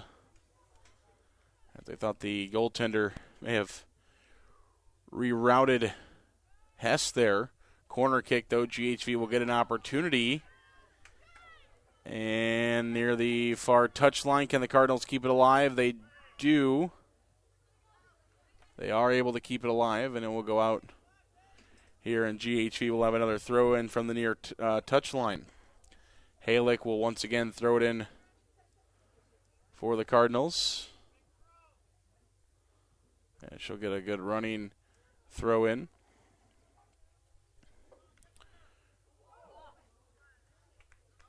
And a save there for Iowa Falls-Alden. As Hutchison comes out and grabs the soccer ball. Back near the midfield line once again, GHV. Hess has got it. Hess has got an opportunity here for GHV, bringing it back down in the zone. Here's Knoll. Knoll shoots, and she is stopped. Kaylin Knoll with a good look out front, but her shot just not quite enough on it. Deflected there by Iowa Falls-Alden, and the Cadets are able to get it back out towards the midfield line. Hannah Knoll. And a foul called against Iowa Falls-Alden, so we got a free kick coming for Iowa Falls-Alden.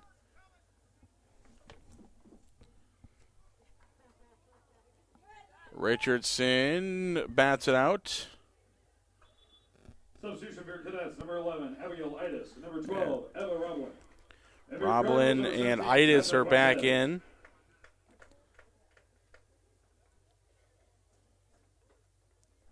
So Itis and Roblin are back in for Iowa Falls-Alden.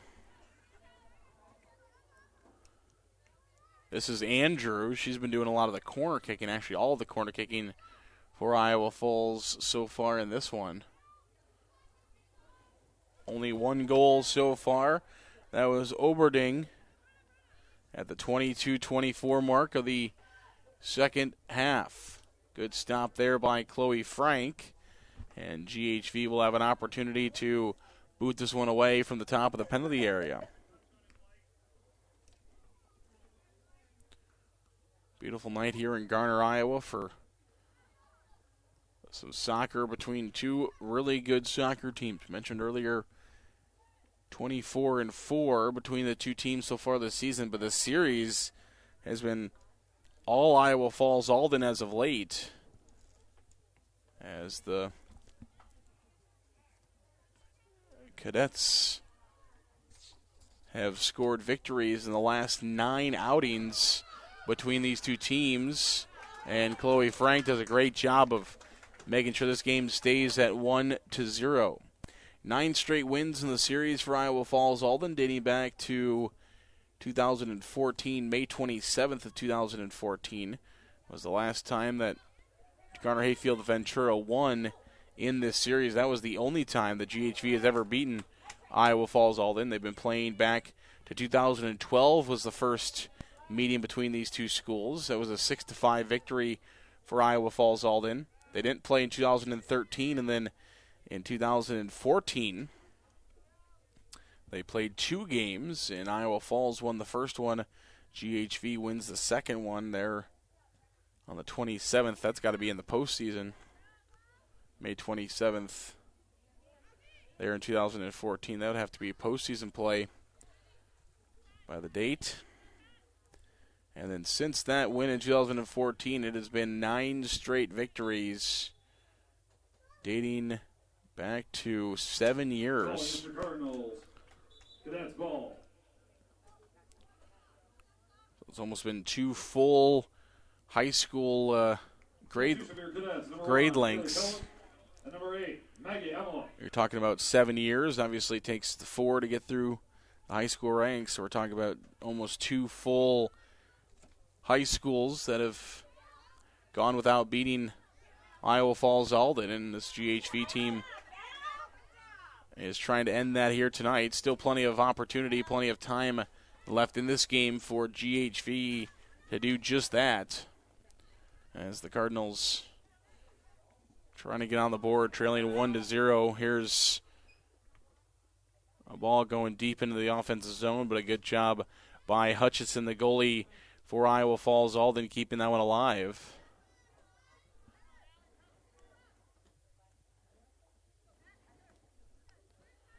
Midfield line. This one back defensively. Here's Fuentes chasing after this one on the far side for GHV. Still 1-0 in this contest between these two teams as we wind down here in the second half. Scoreboard show coming up following tonight's girls game. Remember, we have a boys game to follow as well. And senior night in between. So a lot going on here in Garner tonight. 11 minutes. 11 and a half minutes remaining in this one.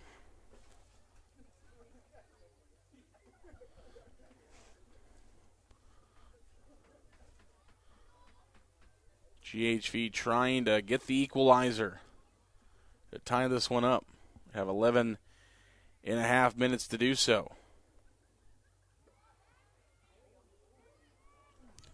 Hutchinson will run out and grab it here for GHV. Collision there between Fuentes and one of the defenders there for the Cardinals.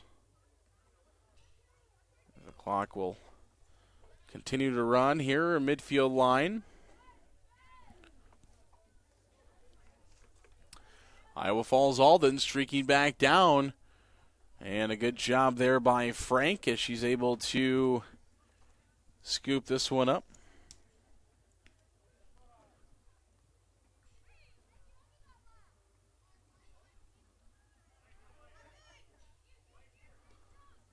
Far side Frank again will corral this one in her penalty area.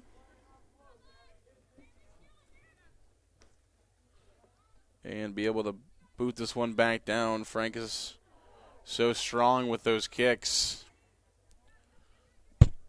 Able to get it back.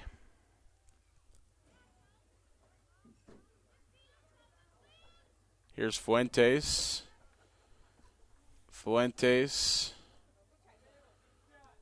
Here's Iowa Falls-Alden going the other way with it. And booted out the back of the goal line. GHV. Corner kick. No, it did. Number 17. Abigail Andrews. Did go out first. I thought maybe that Frank caught up to it. But it is going to be a corner kick for the Cardinals. Rash is back in for Iowa Falls-Alden.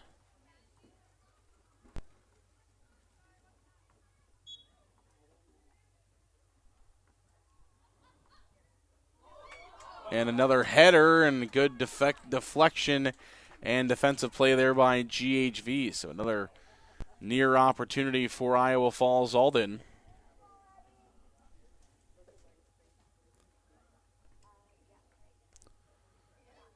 Richardson. And a chance for Iowa Falls-Alden. That one's going to sail well high as Oberding, who has already scored in this game, sent that one a bit long. GHV will boot this one away. It's going to come from the top of the goal area. And the Cardinals desperately trying to tie this game up with just a few minutes remaining in this one. Halick tosses it in. GHV, here come the Cardinals. Can they get their opportunity? And it's scooped up by Hutchison, and Hutchison is able to push it back towards the midfield line once again. Here comes Iowa Falls-Alden. And that one is missed. And GHV will have a throw-in here on the near side. So a near side throw-in for Garner Hayfield Ventura. Knoll fighting for it. It's going to stay. No, it's pushed out by. They're going to say it's off of Knoll. No, it is going to be a throw-in here for GHV.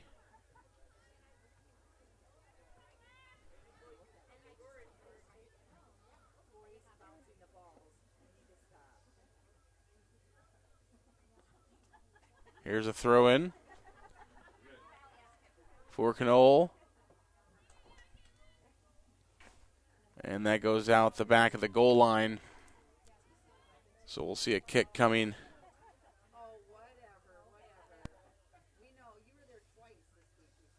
Here for Iowa Falls-Alden as they're trying to use up some clock. And they kick this one away.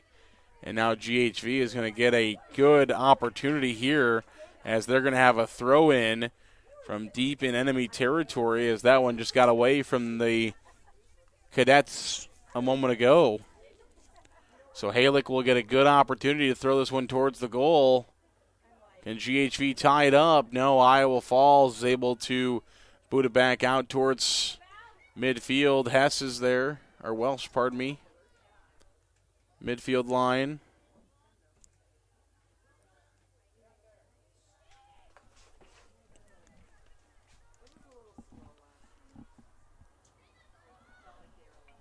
And coming back down the other way. 6 minutes or so remaining.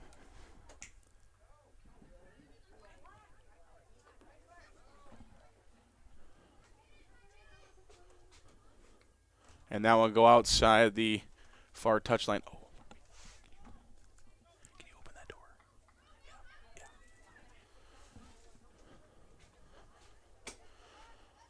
Here come the Cadets. With it. On the far side. Iowa Falls-Alden. And that's going to go right through the middle. And another score here for Iowa Falls as they're able to put it on the scoreboard as Andrews is able to find a goal. So Abigail Andrews scores for Iowa Falls-Alden, 5:18 in the second period, and that might put the explanation mark here on a victory for the number 15 team in Class 2A, the Iowa Falls-Alden Cadets. Still 5 minutes of play left, so GHV still has time to try to break through, but haven't so far in the previous 70 minutes of soccer.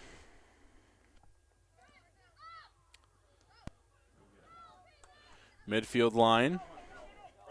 Kaylin Knoll going after it, and that one's going to go out here on the near touch line. GHV will have a throw in along the near touch line. It'll be Halick who will throw it in for the Cardinals.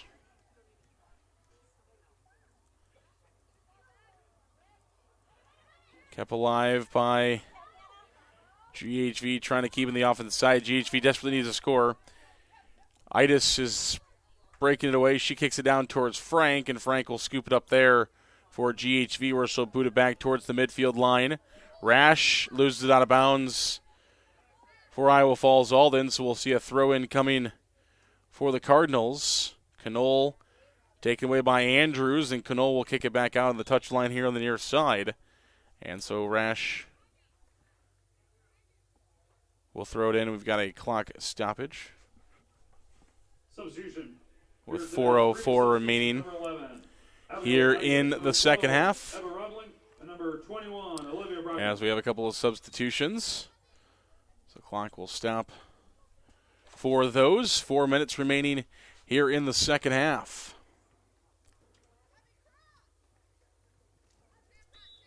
Idis, we've got a whistle, and it's going to go against Iowa Falls-Alden. Call against your Cadets. Cardinals ball. And so GHV will have a free kick. So Cardinals free kick back towards the midfield line. There's Knoll, Rash.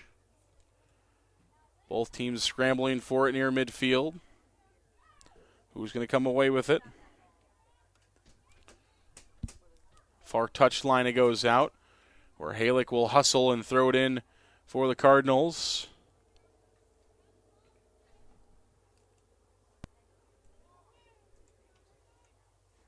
Again goes out of the far touch line. This time off of GHV, so it'll be a throw-in coming for Iowa Falls-Alden. Halick has got it. Iowa Falls boots it back down towards Frank, and Frank will scoop it up. Punt it back towards the midfield line. I want to go out the far touch line. It'll stay with the Cardinals, so GHV is going to have an opportunity here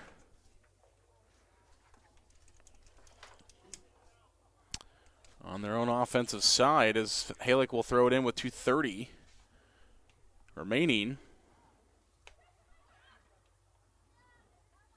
But Iowa Falls-Alden will clear it out back towards the midfield line. Frank will scoop it up, and she'll boot it away, and with Frank's leg, GHV will cut down some of the field as they try to get it to Fuentes, who again, 10 goals on the season and her 13th game of the year. Just over a minute, almost 2 remaining here in the second half, where GHV will need to find 2 to equalize this game. Right now is 2-0 in favor of Iowa Falls-Alden.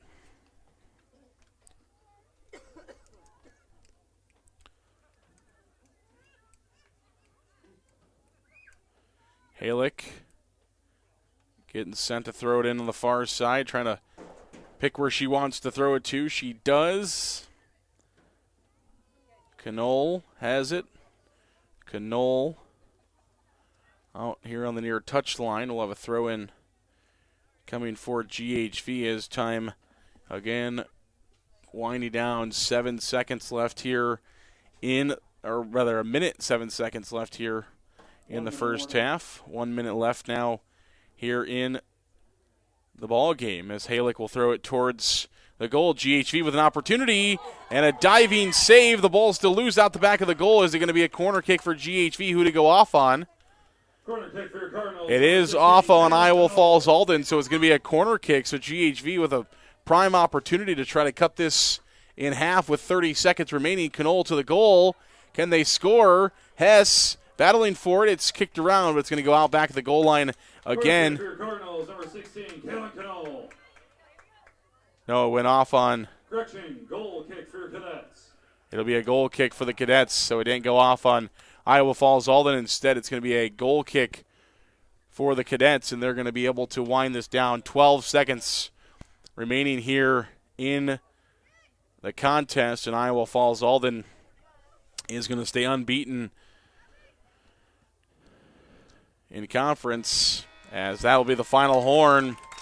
IA Falls-Alden over Garner Hayfield Ventura today, 2-0 in the girls' contest. IA Falls-Alden 15-2 now on the year, while GHV falls to 10-3. Post-game show is coming up in just 30 seconds here on KIOW.com. Ladies and gentlemen, as we're getting set for senior night, we'd like to thank everybody for coming tonight. Our boys' matches coming up right after this against Hampton-Dumont-CAL. We'll begin with our military vehicles to earth movers, ambulances to gas pipelines with an elite 200. Again, let's hear it for both teams.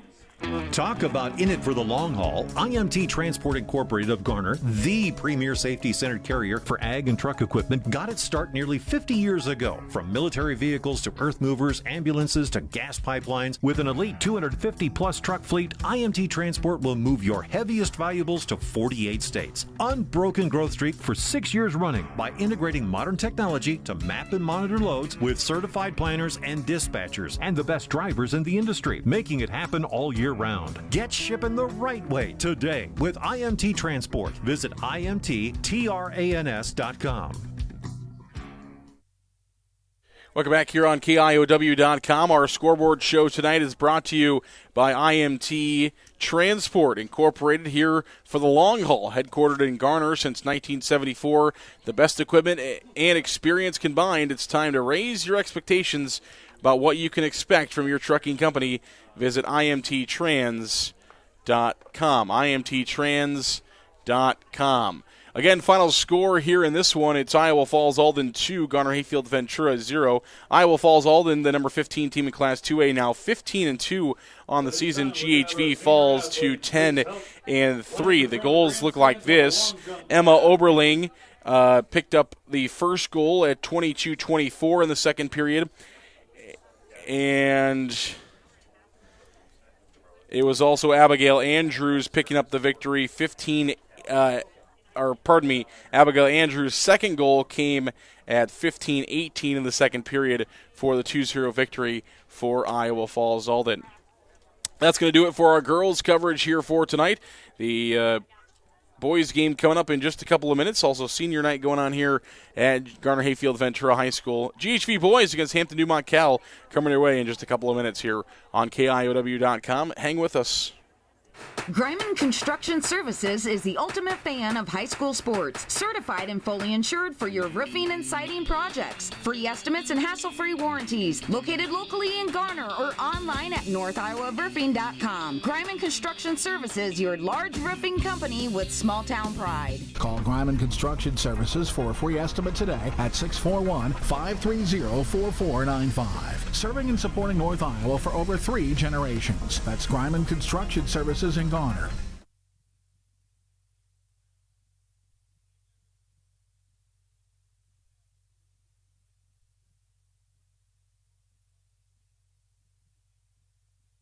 lasts a lifetime. Plans after high school to attend William Jewell College to major in business marketing and minor in Spanish and play basketball. Miss Chloe Frank.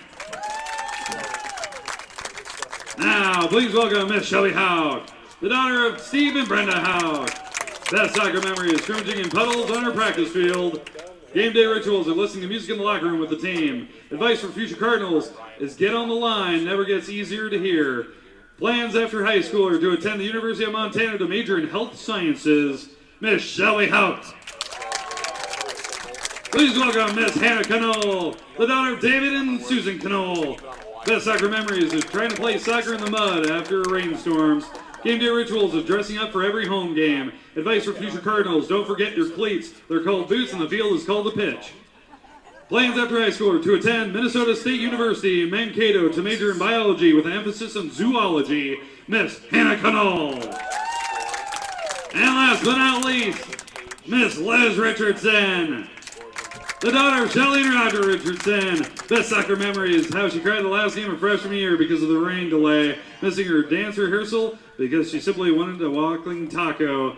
Game day rituals are dancing in the locker room before each game. Advice for future Cardinals is be involved and just go for it. Plans after high school are to attend Grandview University to major in kinesiology for pre-chiropractic route and play as a women's basketball team. Miss Liz Richardson.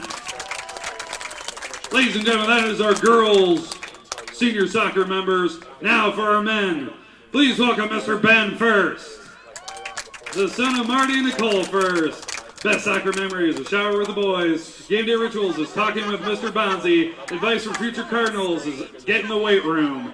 Plans after high school are to attend DMAC for ag business. Mr. Ben First. Now, please welcome Mr. Nathan Roberts, the son of Brian and Jennifer Roberts. Best soccer memory is beating Denver in last year's playoffs. Game day rituals, eating a slice of sausage pizza and drinking 2 Nestle Quicks. Advice for future Cardinals is just work hard in every practice and get in the weight room. I am one of 7 hygienists Plans on after staff high school with to Garner attend Dental NIAC, Group, study and become a physical therapist assistant. Mr. Nathan Roberts. To provide elite dental care to all our patients, And last but not least for our man, Mr. Evan Sloan, periodontal disease, the son of Dad and Leslie Sloan and Tom and Kathy McMahon. Best soccer memories is scoring a goal to take our team to the sub-state game against Denver. Game day ritual is beating Braden and Poole. Advice for future Cardinals is get in the weight room.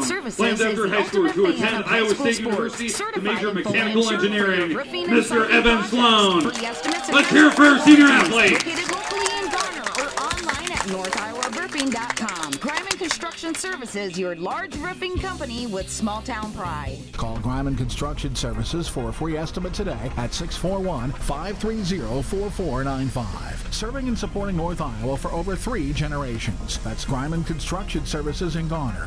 Hy-Vee in Garner is a proud supporter of the GHV Cardinals. Hy-Vee is conveniently located on Highway 18 in Garner. Hy-Vee is your employee-owned family grocery store. Go Cards from Hy-Vee in Garner. Check out our weekly hot deals in the store today. At Clear Lake Bank and Trust, we take great pride in providing excellent service to all of our customers. We are happy to roll out the red carpet and wear the white gloves to ensure our customers are taken care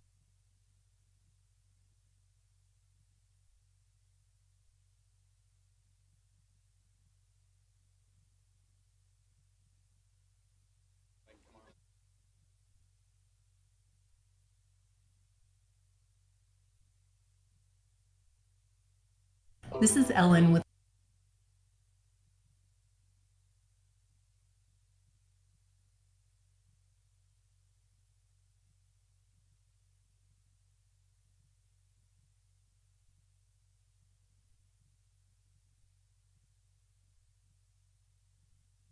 Put the microphone on and then just let him announce. Let him do all of it. And then the only thing with this mixer is for some reason with the box cast and then with our online stream,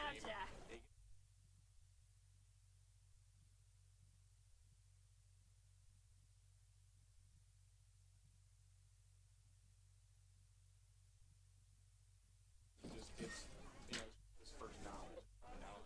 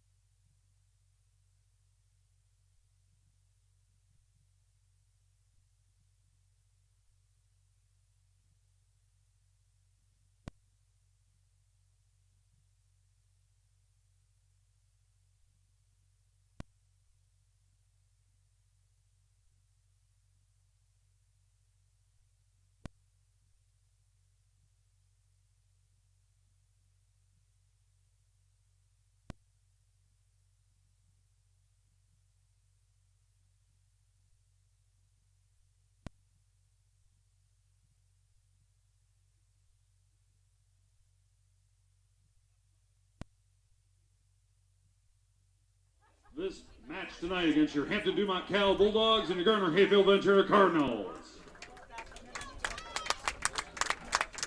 We'll head down to the field and meet the officials. Please give a warm welcome and thank you to Mr. Brian Watkins and Kimberly Watkins. Thank you. We'd also like to thank our ball handlers and keepers for tonight's match, Mr. Grant Lamb, Sam Catter, Jonathan Schutnick, Jeremiah Schutnick, and Carter Gertis. Thank you, gentlemen. Now we'll begin with your starting lineups, your Hampton-Dumont-CAL Bulldogs. Please welcome freshman number 1, Fernando Mota. Junior number 8, Luis Mota. Senior number 10, Marcos Baez. Senior number 12, Bruno Bazala. Senior number 13, Edwin Sanchez Garcia.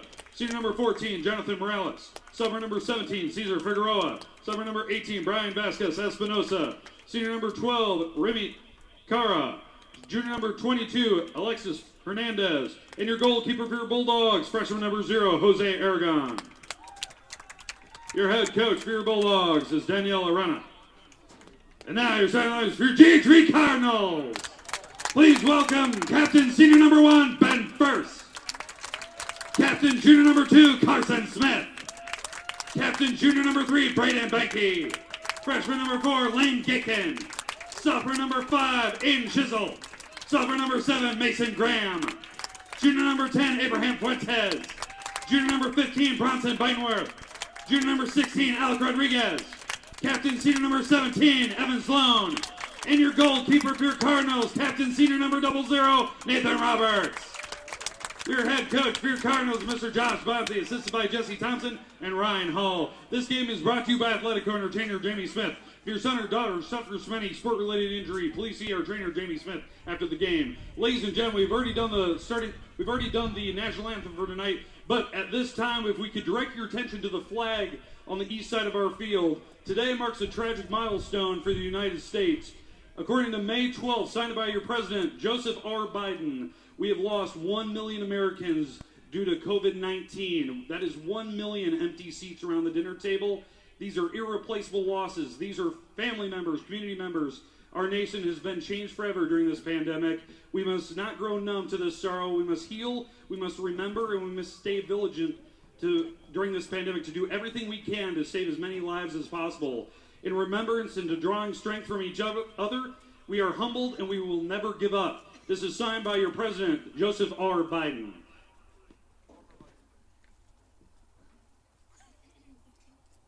All right, at this time, we'll begin our match tonight. Reminder, it is senior night here at GHV. We've recognized our senior athletes between each game. Now, a reminder to all fans, concession stand is open in front of the northwest side of our track, just south of the high school. Rest facilities are found within the same building.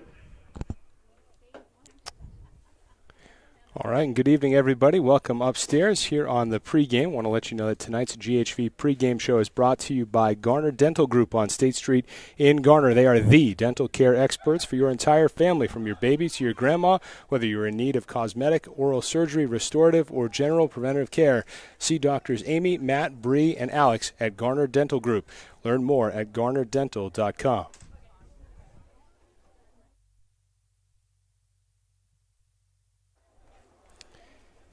This is Ellen with Garner Dental Group. I am one of 7 hygienists on staff with Garner Dental Group and have worked as a hygienist for 30 years. Our office strives to provide elite dental care to all our patients, including child and adult cleanings, a periodontal disease program, and a hygiene retention system to help our patients stay on track with their routine care. We are accepting new patients and would love to have you join our office. Call to schedule an appointment today, 641-923-3771. All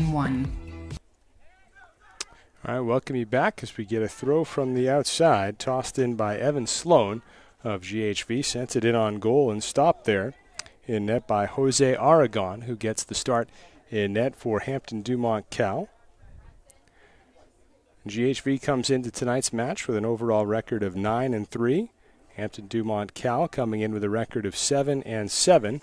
These two teams met here just a little over a week ago, back on May the 5th, with GHV coming out as a winner by a score of 3-1.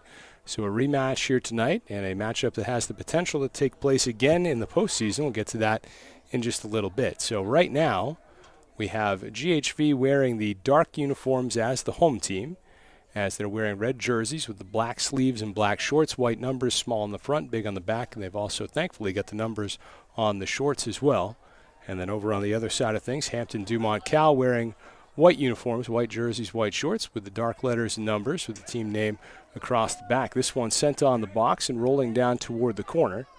Cardinals will get to it in the corner, kicked away and out of bounds.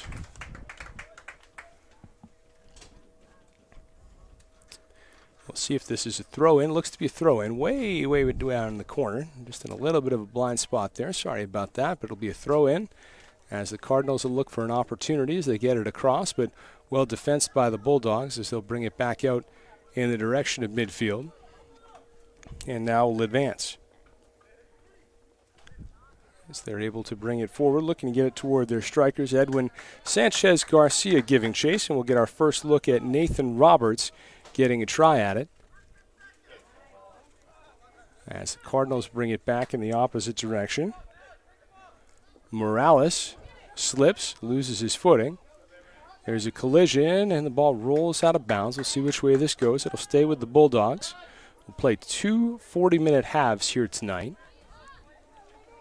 On senior night at GHV, the senior class was honored in a pregame ceremony here in Garner. Absolutely beautiful night for soccer, or anything else for that matter. 76 degrees and just some fair weather clouds in the sky. Just a very gentle breeze, nothing to worry about in terms of impacting play. So you'll have a setting sun to contend with as the game goes along. The stadium lights are on, so that'll help as it gets later in the evening, but very easy to see right now as this one sent on net and saved by Nathan Roberts as he picks up his first stop of the evening off the try by Brian Vasquez Espinoza of Hampton-Dumont-CAL. Very quickly, Cardinals back in the other direction. So you can see this is a bit of a smaller surface pitch, so play can change rather quickly. That ball rolls out and looks to be a corner kick. So we'll get our first set piece of the evening here for GHV. Just lining it up. In the near side corner is going to be Carson Smith. Smith, the midfielder here for the Cardinals, listed as a junior, sends it on with his left foot. They get a good touch on it, but a little too high and a little too wide. Now to play. That'll result in a goal kick the other way.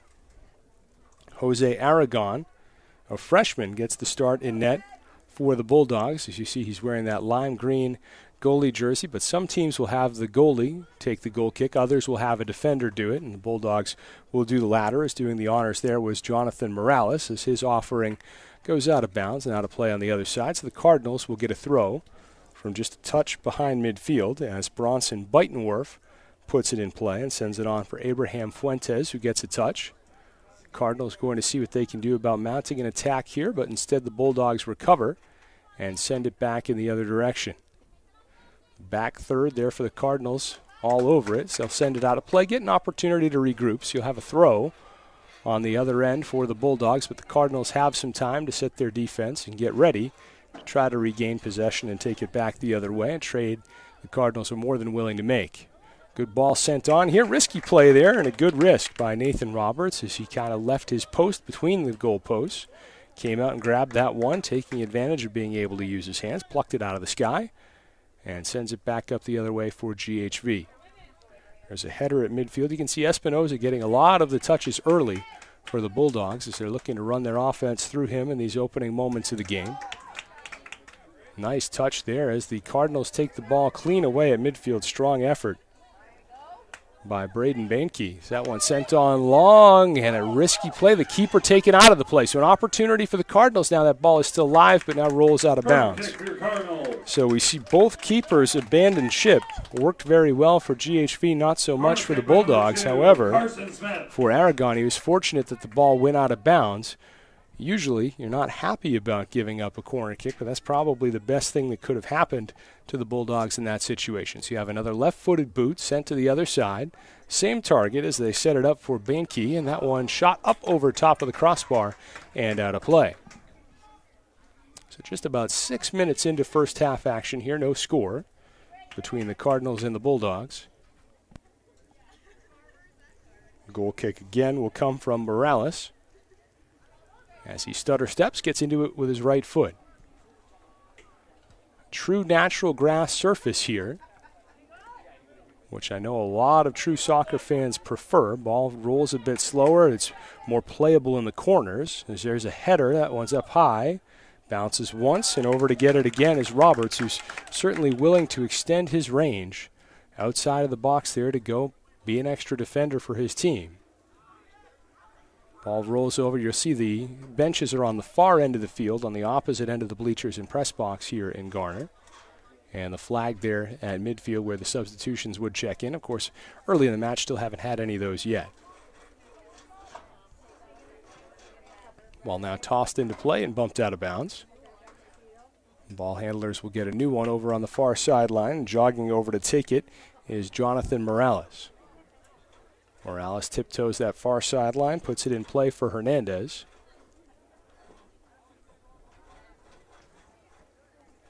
Slip forward, good footwork by Espinoza, who then lost his footing, and we get really our first whistle of the night over on the far side.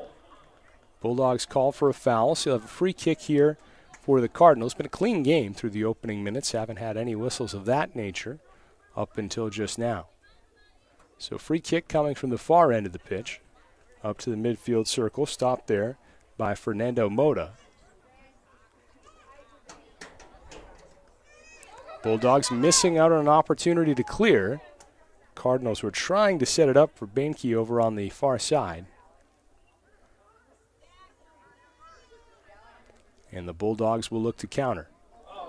Miss on the defensive third by Mason Graham, so the ball leaks back, but Nathan Roberts, like we've discussed, he'll come out of there and creep up as an extra defender. So he grabs it up and is that margin for error for GHV. And a good through ball there by Evan Sloan. Just didn't have a dance partner there, anybody that could take it and try to score it. So no opportunity there for the Cardinals, as both teams have been able to get close to the goal, but haven't really seen a great scoring chance either way as yet.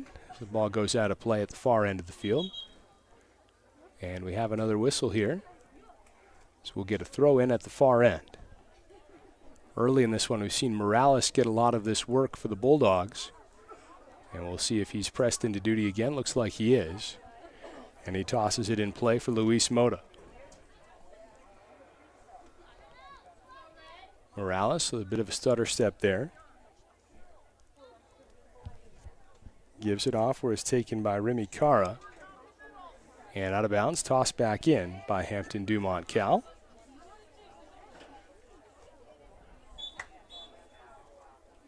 Whistle for a foul. That one's going to be against the Cardinals. So here's an interesting opportunity. It's above the box, so it's not a penalty kick, but it's a free kick that's well within scoring range. So if you got somebody who's got an especially strong leg, you can certainly shoot directly on goal from here, and we'll see if that's what Jonathan Morales has in mind or not, as you have a lot of bodies between him and the net. With the Cardinals building a wall just inside the box, Morales gets into it with his right foot and misses wide. So he was certainly thinking about a direct kick there and just misses it wide off to the right. So a break there for GHV. You don't have to make the save, plus you get the ball back, and with 30:09 to play in the first half, still scoreless. Best scoring chance that either squad has had so far tonight. Nice touch on it to the right side, and here now a header. Contested ball up the near sideline. The Cardinals wisely will let that go out of play. Good decision there by Bronson Beitenwerf, who certainly could have gone after it, but might have touched it on its way out. Instead, he made sure his team got possession on the throw-in, though the Bulldogs do have it right back here. Marcos Baez and Abraham Fuentes fighting for it. Fuentes pushing it out of play, resulting in that Bulldog throw. Ball at midfield kept on by Cara. Good approach there by the Bulldogs, but stopped. Mason Graham stepping forward and getting a touch. He's a sophomore, right in the middle of this Cardinal defense, making sure that one didn't go anywhere. Throw in out to the middle of the field. Luis Mota made a good pass. Espinoza drew some contact, tried to get himself a foul call and could not. Evan Sloan with a nifty move back against the grain to the inside. As the Cardinals regain possession, look to see if they can go back on the attack. They've been on the defensive for the last couple of minutes.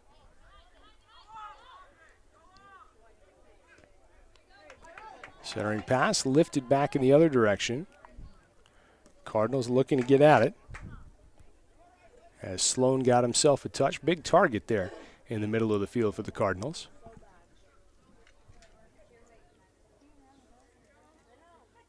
Out of play on the far side. Toss back in. Goes right back out of bounds. You see a little bonus coverage of softball practice there off in the far distance.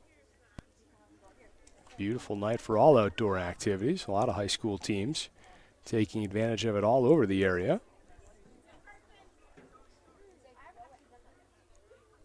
Centering pass. Shifted over. Moda kicks it forward. Cardinals continuing to defend, staying tight on that back third, making sure they do not let Espinoza through. And a kick just knocked out of bounds there by Beitenwerf. Had a little more time than I think he realized. Might have had some time to look to pass. Can never go wrong at that part of the field, just kicking out of bounds, dealing with the throw-in. It slips through, and fortunately for GHV, Nathan Roberts was there to play it off the carom. Ball didn't find a foot. As the Bulldogs a little unlucky there as they got it in deep but didn't get a chance to score. Sloan will take the throw on the far side. Puts it in, has it come right back to him. And there's a foul. Looks like the foul will be on Sloan, as he was right behind Alexis Hernandez of Hampton-Dumont-CAL, who fell down. Bulldogs ball. So free kick coming here for the Bulldogs. As the Bulldogs really have been taking the fight to the Cardinals for the last little bit. 26-43 to play in the first half.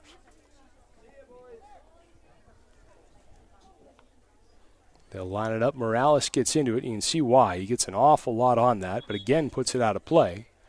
He did that last time, but it was from a much, much closer distance. And for your Cardinals, number 6, Michael Otto Jr., and number 14, Tyler England. Michael Otto Jr. and Tyler Englund into the game for GHV, numbers 6 and 14, respectively.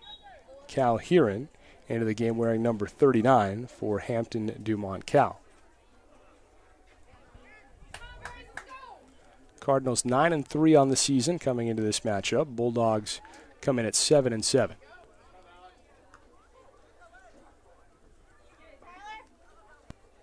Contested ball right at the midfield stripe. Kicked out of play, last touch by Sloan, so the Bulldogs will get a throw in. Over to grab it up is Bruno Zavala, one of the seniors on this Bulldog squad, but he ends up handing it off, and Morales does the honors as they really trust Morales with the ball in all of those set pieces. Cardinal defense staying stout along the back line.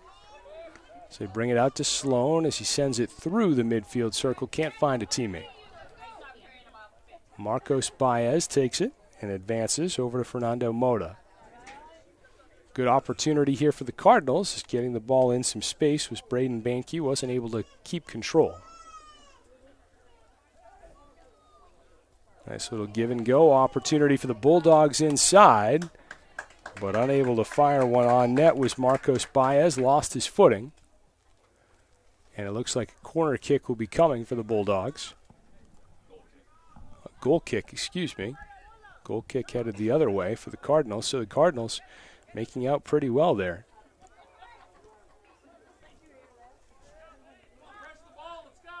Long offering sent on net. Gobbled up on a hop by Roberts as Alexis Hernandez gave it a try. Roberts just punting that one out of his hands into his foot. Got some good distance on it. Ball into the Cardinal bench. They'll get a throw from the far end. Sloan will go over to grab it. And he will send it back in play. Fielded on a couple of bounces by Luis Mota for the Bulldogs. Rodriguez gets to it, tries to go out to the far sideline. Carson Smith has it, but they bracketed him over by the corner. He was doubled up, and so had nowhere to go. Number 11, Jorge Reyes. Now we'll see the Cardinals go to their bench again. Jorge Reyes comes in sophomore listed as a defender. Throw-in comes along that far sideline. The Bulldogs have it in some space. A speedster in Marcos Baez, who's looking to make the most of the opportunity. He can certainly run with that ball. Gets tripped up from behind, but no whistles. So now Sloan takes it at midfield, gets a big touch into the corner, and this is where playing on grass can help you because the ball died down there. Carson Smith was able to get there, but it looks like it might have gone out of play.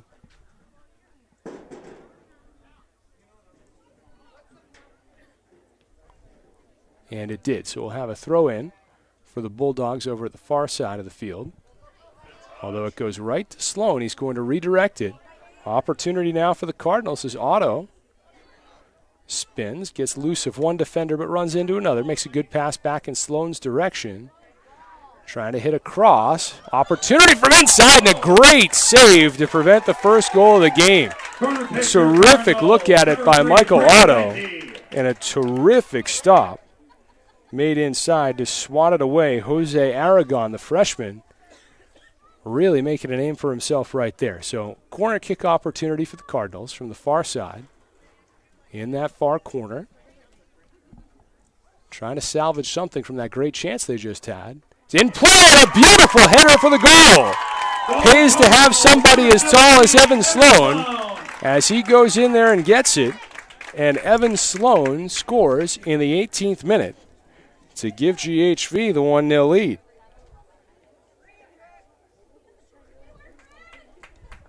So a header off a corner. Got a feel for Aragon there. He makes a tremendous save, but then ends up giving up the goal anyway. Nothing he could do about that one as Sloan, with that big size advantage, got himself a great position right in on the goal line. And a beautiful touch just to put it right on his hairline and under the crossbar. And so now you have the Cardinals in front by a goal at 1-0 here in the first half.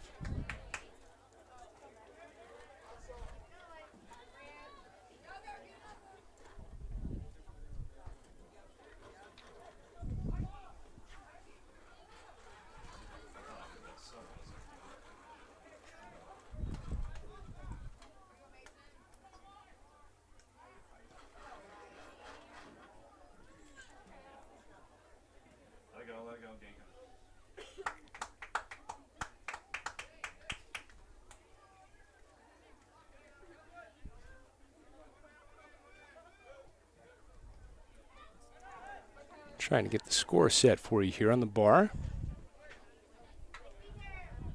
My apologies here. I'm my own producer at the moment, trying to get that goal up there. Press the right buttons, but just remember it's a 1-0 score here as we're in the first half with 22:20 remaining. The clock is still stopped right now, Dustin. It's all right. Ball is down here on the side. And a throw-in coming for the Bulldogs. Up top, delivered on goal. Tough look there for Nathan Roberts, who's got the setting sun right in his face. And you could tell that made life difficult for him as he got both arms out in front of him, stopped the shot by Fernando Mota.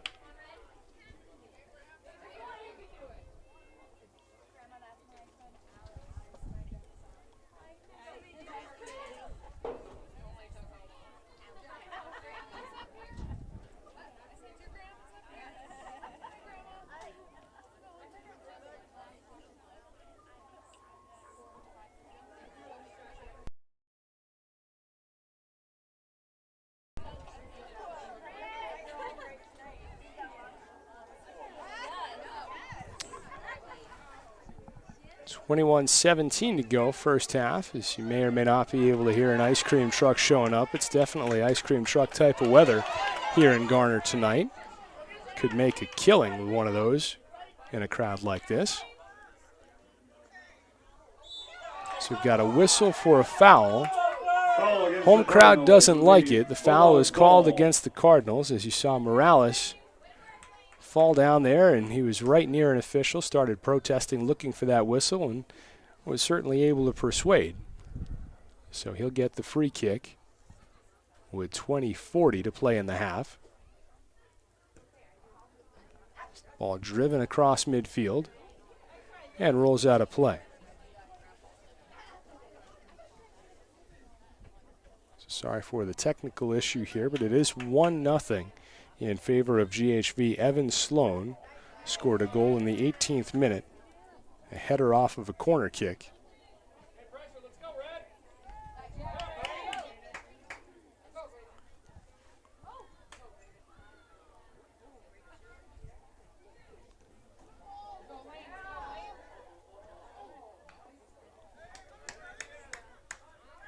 While creeping up toward midfield, as getting to it, is Moda. Driven off to the right, Fuentes regains it for the Cardinals, but kicked out of play. Fuentes will stay right there and get himself to throw in, as the Cardinals will bring in a whole host of substitutions. 4 new players coming on the field, and it's a lot of their starters. Number 16, Alec Rodriguez. Number 17, Evan Sloan. Most importantly, Evan Sloan got himself a little breather off of that goal, but he's back out there for the Cardinals and in a great situation as they've got more than enough time to try to advance their lead, as that second goal oftentimes can be the most important one of the night. They tried to set it up for another header, but it goes over the crossbar, out of play. 19:10 remaining in the first half. Another goal kick coming up for the Bulldog defense. Morales will line it up from on the end line, comes forward to the corner of the box, drives it out to midfield, put right at an opponent as Rodriguez looked that all the way into his chest for the Cardinals.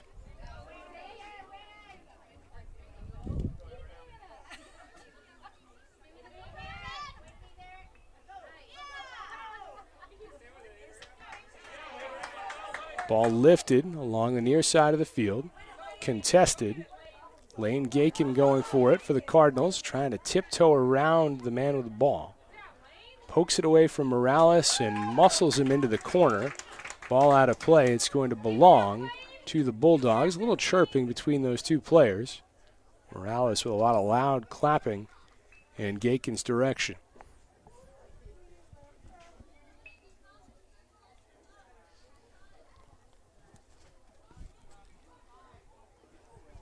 .18 minutes to go, first half.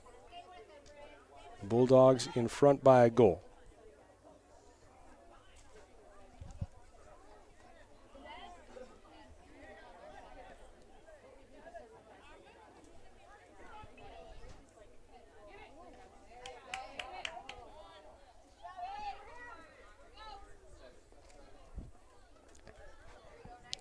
Fuentes shifts it to Sloan. Sloan advances, foot race to the ball, and sliding to it first was Jose Aragon as he goes down to his knees to grab it up and prevent the Cardinals from getting a scoring opportunity.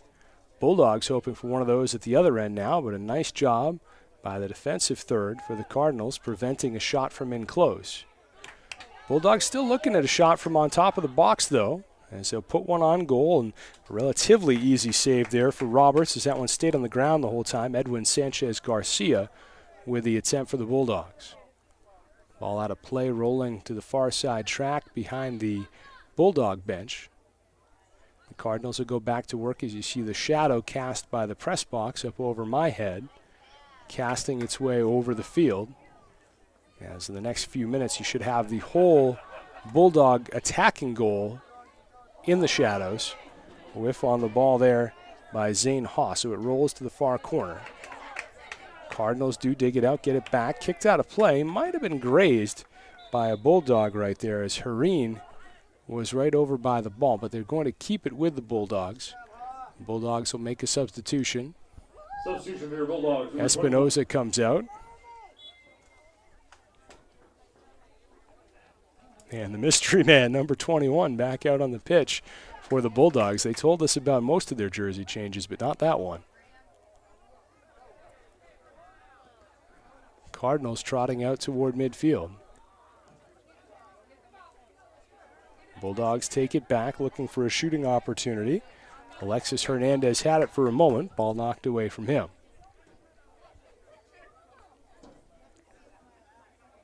Left-footed boot Good centering pass hit off to the side, and an offside whistle will cost the Bulldogs an opportunity. Look real good. They got a header out wide of the goal, and Edwin Sanchez Garcia crept in behind Roberts, had a pretty decent angle to the far side of the net, but as you often see, that official's whistle comes when the attackers want it the least. Bulldogs whistled for offsides, and the defense of the Cardinals spared in a situation where they'd allowed the best scoring attack of the night. But hold that thought here for a second. It looks like we're going to have a corner kick coming for the Bulldogs. It's going to be coming for you through the window here. Apologies for that. And then whomever Mr. 21 is will serve it in from the corner. Kicks it wide of everybody and everything, though, which is a break for the Cardinals as it rolls all the way out of play to the far side. Cardinals will go back to their bench. Smith, number 3, Braden Behnke, number 15, Bronson Beitenworth. Smith, Behnke, and Beitenworth back onto the pitch for the Cardinals. 14:35 to go in the first half.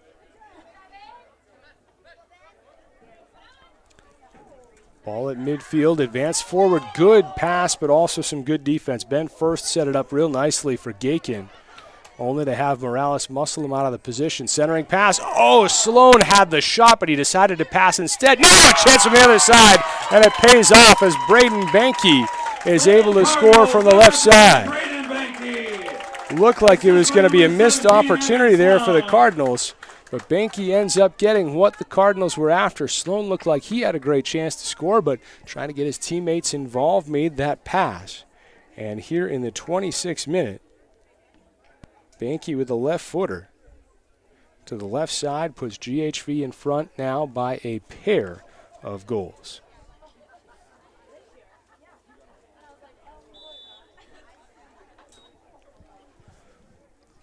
Ball back in play, clock rolling again, 14:08 and counting to play in the first half.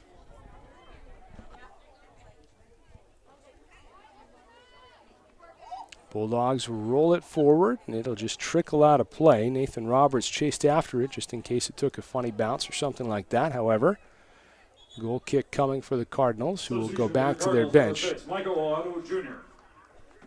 So Michael Otto Jr. back into the contest for GHV. One of the sophomores on this Cardinal squad.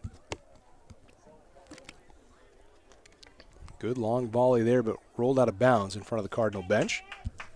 So the Bulldogs will get a throw here. Luis Mota puts it in play. Gets a lot of loft on this one. See if he can find a teammate. He does. Here's Garcia, but he ran out of room along the sideline. The whistle was a little bit late, but it certainly did go out of bounds. So a couple of tough breaks there by Garcia. He's had good opportunities on this near side of the field once he gets whistled for the offside. There he just can't manage the sideline and loses possession. And so the Cardinals go back to work here from midfield. As Sloan will look to throw it in.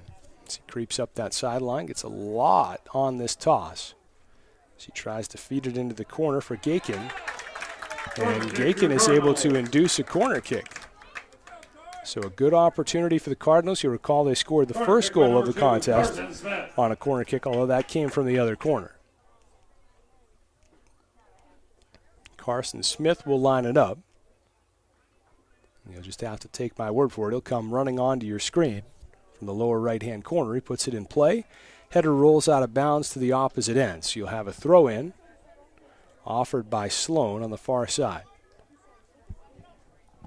Still 12-12 left to go first half as Sloan lobs it up there, and it's plucked out of the air by Aragon, the keeper, leaving nothing to chance.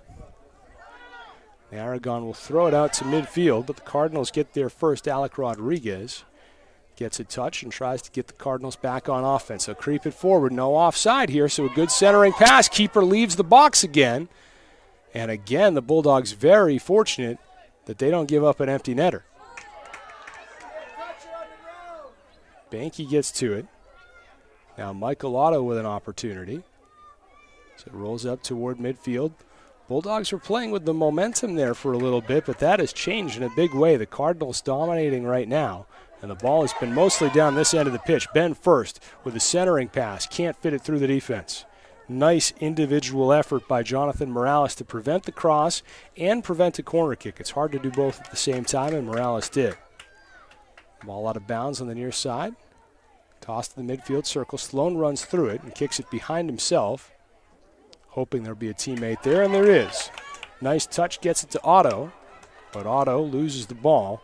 Running through it in the other direction is Baez. Now, Baez can really move with the ball. We've seen that a couple of times, and so fortunately for the Cardinals, they get it away from him in a hurry as Alec Rodriguez kicks it away from him and out of play, as that's been the best offense that Hampton-Dumont-CAL has played tonight. It has been when they've gotten Baez the ball in space and let him run with it. Bulldogs will have a throw from the far side. Jorge Reyes back in the game for the Cardinals.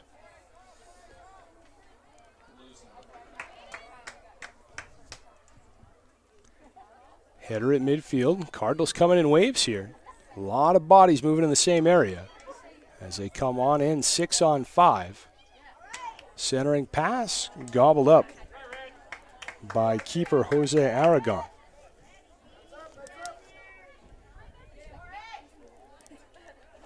Danielle Arana, the head coach of this Hampton-Dumont-CAL squad. Over on the GHV bench, the head coach is Josh Bonsi, assisted by Jesse Thompson and Ryan Hall. Cardinals looking to make it a senior night to remember here, already in front by a pair. Looking to see if they can open it up to that third goal that tends to be a decisive advantage in a lot of matches at this level. Not impossible to come back from down 3, but it is very difficult and it's seldom done. Sloan shifts it forward. Out to the far side for Carson Smith. Cardinals now drop it back to the midfield level. Good movement by Reyes with the fresh legs newly in off the bench. And Reyes will get the throw from just in front of his own bench. He'll actually pass it off and let Sloan do it, as we've seen Sloan handle it for most of the night. As the shadows continue to creep across the field as both keepers, both nets now in the shade. The throw gets away from the keeper, and again for a third time tonight, Aragon not home while the ball's still live. Ball just rolls out of play. Cardinals will very rapidly toss it back in, and Beitenwerf sent it right to a defender. Reyes takes it back. We'll see the Bulldogs try to play some offense for the first time in a little while. Cardinals take possession again. Sent out of play into the Hampton-Dumont-CAL bench.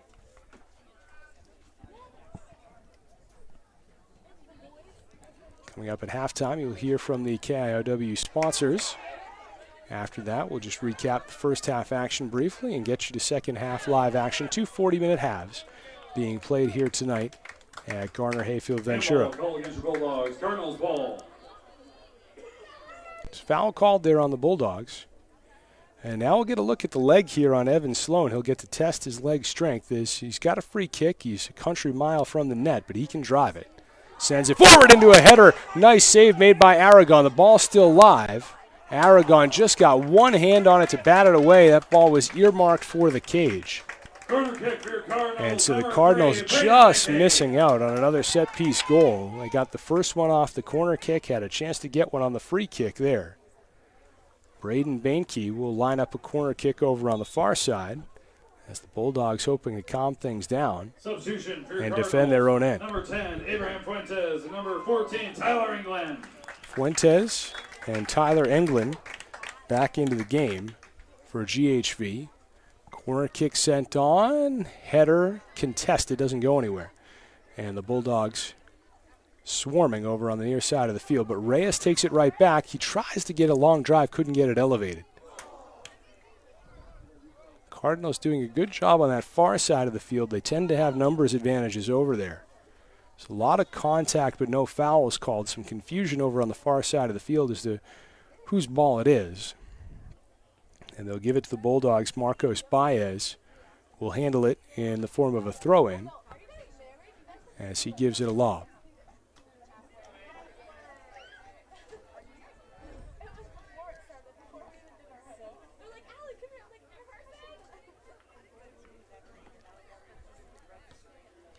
Ball out of play on that far sideline. Going back over to the Cardinals. Cardinals will throw it in for Fuentes. Fuentes moves it forward and running. Out of the box again is Aragon. Chases it down. Will play it off of his left foot. Kick it to the other side of the pitch. Took a very high bounce, though, clear over the head of Sanchez Garcia.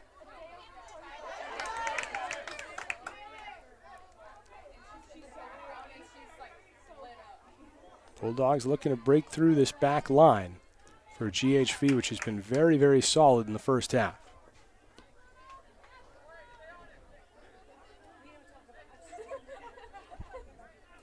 Both of these teams have clinched their spots in districts, which begin next week.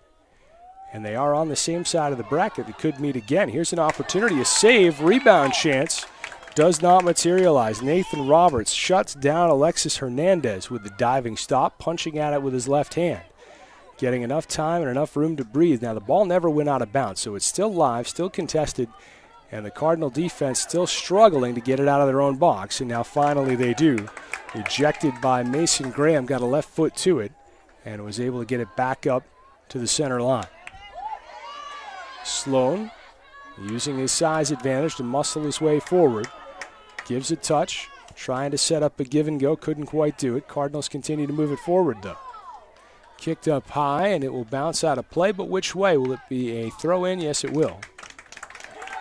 Throw in from the scoring end of the field for the Cardinals. Sloan will come into your picture here over by the end of the long jump sand to toss it into play. Ball fumbled right in front of the cage, and the Cardinals take full advantage of the mistake.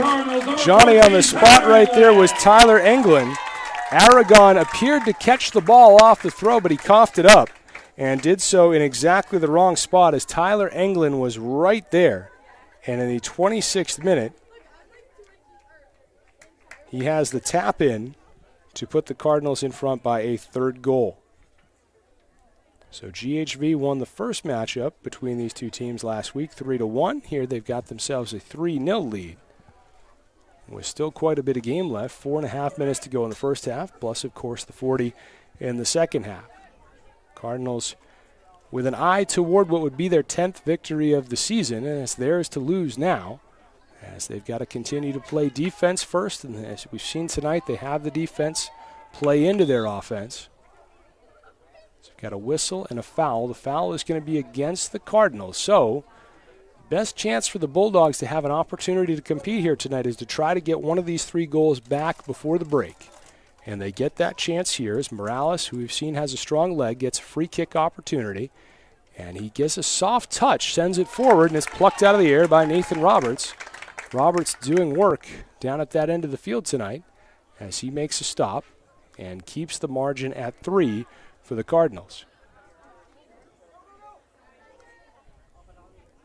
Now GHV with a chance to make this a laugher if they could connect again in the coming 4 minutes.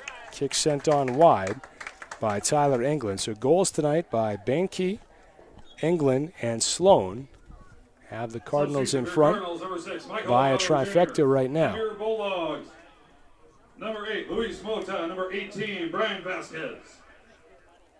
Mota and Vasquez Espinoza back into the game over on the Hampton-Dumont-CAL side. Morales plays it off his chest at midfield. Cardinals take it back, though. Some good speed and a shot on net. Nice effort there by Ben First. Good stop on the run by Aragon.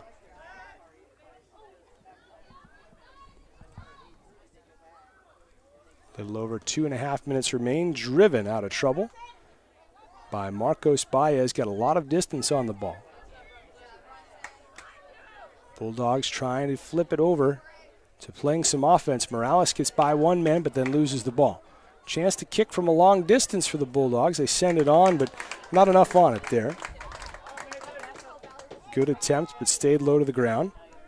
Nathan Roberts has had a lot of work to do in this first half. Usually when you hear one team's winning by 3 goals in the first half, you figure they're not having to play a whole lot of defense because they're dominating, but not so tonight. This has been an up-and-down match. A lot of offensive opportunity for the Bulldogs, not as much as for the Cardinals, of course, but Nathan Roberts has certainly had to earn his keep out there. Sloan fires it on. Espinoza goes up for it, and coming down with the ball was Aragon. Aragon had to be careful there. He almost carried the ball into his own net as he kind of somersaulted backwards. Good touch out wide. A collision. Bulldogs were looking for a foul call that would have resulted in a penalty kick, did not get it. As losing his footing, in close was Vasquez Espinoza. Didn't get the call either. And now Sanchez Garcia gets to it, tries to slip it inside. Cardinals had a little trouble handling that defensively. We'll see which way they go with the ball, if they say it went out of bounds before or after that last touch by the Bulldogs. Mason Graham was trying to get rid of it, as we've seen him do several times tonight, and he couldn't really get it off his toe. Possession does belong to the Cardinals here, though. And they will get the chance to get it out of trouble as we come into the final minute of the first half. Ball sent on. Ben first gets to it. Doesn't have an angle to the net, though. Tries a centering pass. Is kicked out of play. So time is of the essence here. Cardinals really have to hop as they get the new ball in there into the corner, and they've really got to make it hurry. Carson Smith measures it up, and he does, to his credit, get it in play quickly. So time left to score.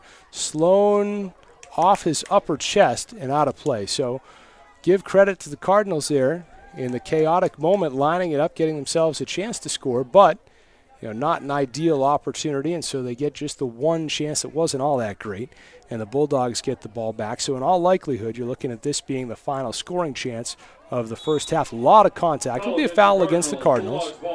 And a free kick coming from Morales. He's out of scoring range, so he puts it down quick, gives it off for a header, and the header goes wide and out of play. So everybody can take a breath as the final 4 seconds will expire. And we come to halftime here in Garner, where the hometown GHV Cardinals have played a very impressive first 40 minutes of soccer on senior night, and they've got themselves a 3-0 advantage as they head back to the dressing room. Goals coming at the 18th minute for Evan Sloan, at the 26th minute from England, and shortly thereafter for Braden Banky, and that's got them the 3-goal advantage they presently enjoy. We are going to step aside for the moment, and we will come back on the other side with some second half action. You are watching GHV Soccer here on KIOW.com. With our concierge banking services, integrity, you feel like a advanced VIP marketing expertise, a commitment to our community, and a great positive outlook. Banking services, Hi, which are I'm the most Mark convenient options, and we have added additional services to our drive-up lanes. We are also happy to serve you from the comfort and safety of your vehicle. Pull up, park, and give us a call. Let us take care of your banking in the manner that fits you best. Clear Lake Bank and Trust, member FDIC.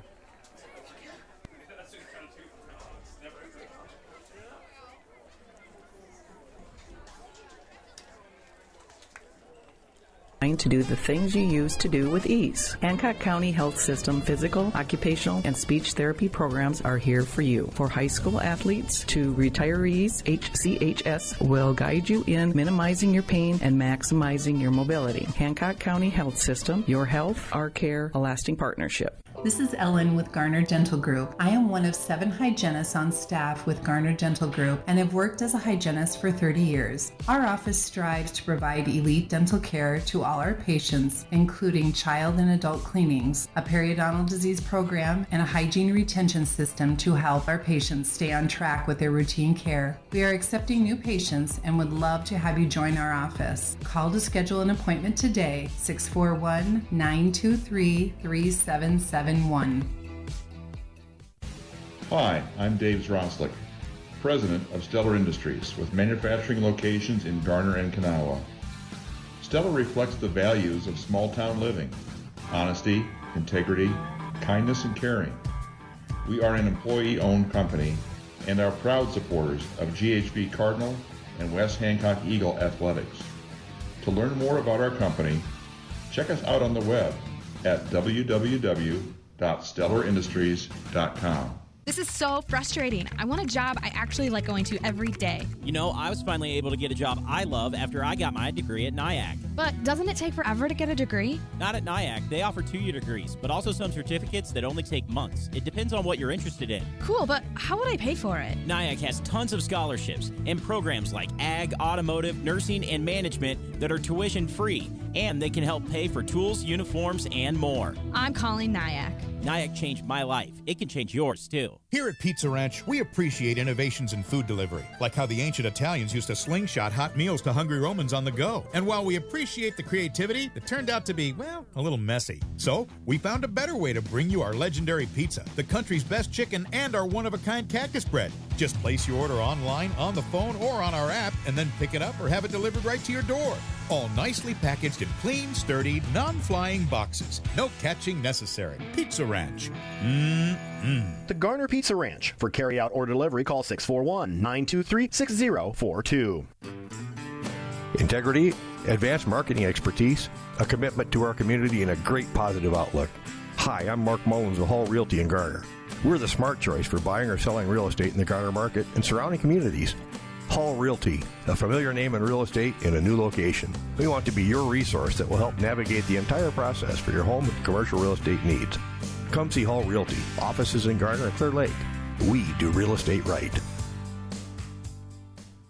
Olenberg Motors, your trusted Chevrolet dealership in Garner, offers an extensive inventory of new and pre-owned vehicles, competitive lease specials, and finance options, as well as pressure-free sales and certified expert service for over 40 years. Wednesday is Ladies' Day. Get an oil change and a 27-point inspection and receive a free vacuum and car wash. Visit Olenberg Motors Incorporated on Highway 18 in Garner or online at olenbergmotors.com. Score the best Wi-Fi experience with fast fiber from ComOne. Get up to 1 gigabyte plus local support 24/7 so you can keep streaming your Eagles and Cardinals too. ComOne, the local one, serving Hancock, Wright, and Humboldt County neighborhoods with the most reliable internet, telephone, and digital HD TV. Click ComOneNet.net today. Talk about in it for the long haul. IMT Transport Incorporated of Garner, the premier safety-centered carrier for ag and truck equipment, got its start nearly 50 years ago. From military vehicles to earth movers, ambulances to gas pipelines, with an elite 250-plus truck fleet, IMT Transport will move your heaviest valuables to 48 states. Unbroken growth streak for 6 years running by integrating modern technology to map and monitor loads with certified planners and dispatchers and the best drivers in the industry, making it happen all year round. Get shipping the right way today with IMT Transport. Visit IMTTRANS.com. For the best quality, selection, and prices on American-made appliances, there's only one name to know, McCluskey Appliance. And no one carries more industry-leading brands than McCluskey's do. Brands like Whirlpool, KitchenAid, Amana, JennAir, and Maytag. And when it counts, only McCluskey Appliance offers the dependability and quality, the best prices and selection, free delivery. See them on North Federal in Mason City and on State Street in Garner. Your most important decision after a collision is who to trust in fixing your vehicle. Sonny's Precision Collision in Garner. They restore and repair all makes and models to showroom ready and strive for your total satisfaction. See them at 1280 Crown Street on the southeast corner of Garner for certified high-quality collision and restoration work. Entrust your vehicle to Sonny's Precision Collision in Garner. Call 641-923-2001. That's 641-923-2001. More than 45 years ago, Zinpro pioneered the research and development of organic trace minerals to improve animal wellness and performance. Zinpro, today's leader in organic trace minerals for animal wellness, is now hiring multiple plant operators and maintenance technicians to join their team in Garner, Iowa. Operators and technicians will take an active role in improving, operating, and maintaining all processes associated with the plant. Learn more and apply online at zinpro.com/careers. Alcohol is the third leading cause of preventable deaths. For 34 years, Iowa's beer tax has remained at less than 2 cents. Raising the excise tax on alcohol is one of the most effective ways to reduce underage and binge drinking, as well as drunk driving deaths. According to the 2018 Iowa Youth Survey, 31% of Hancock County 8th graders say it is easy for them to get alcohol in their community. This ad was brought to you by GHV Teen Council. Paid for by the Hancock County Allies for Substance Abuse Prevention and the Federal Drug-Free Community Support Grant. Hi, this is Tim Schmidt with Pritchard's of Garner. We have been proudly supporting GHV Athletics since 1913. We are also proud of our award-winning team right here at Pritchard's of Garner, from our certified service department to our friendly sales staff. We promise to make every visit to our dealership a great experience. We want to wish GHV the best of luck in a safe game. And from all of us here, go Cardinals!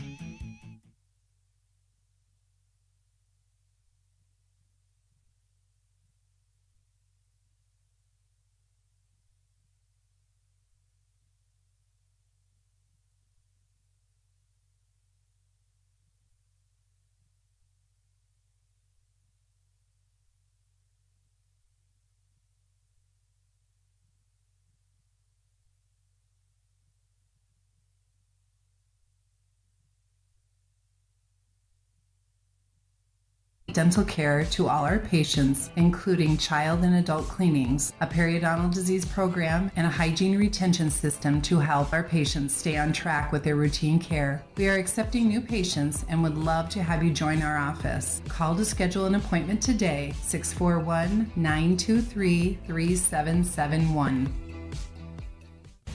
Hi, I'm Dave Zroslik, President of Stellar Industries, with manufacturing locations in Garner and Kanawha.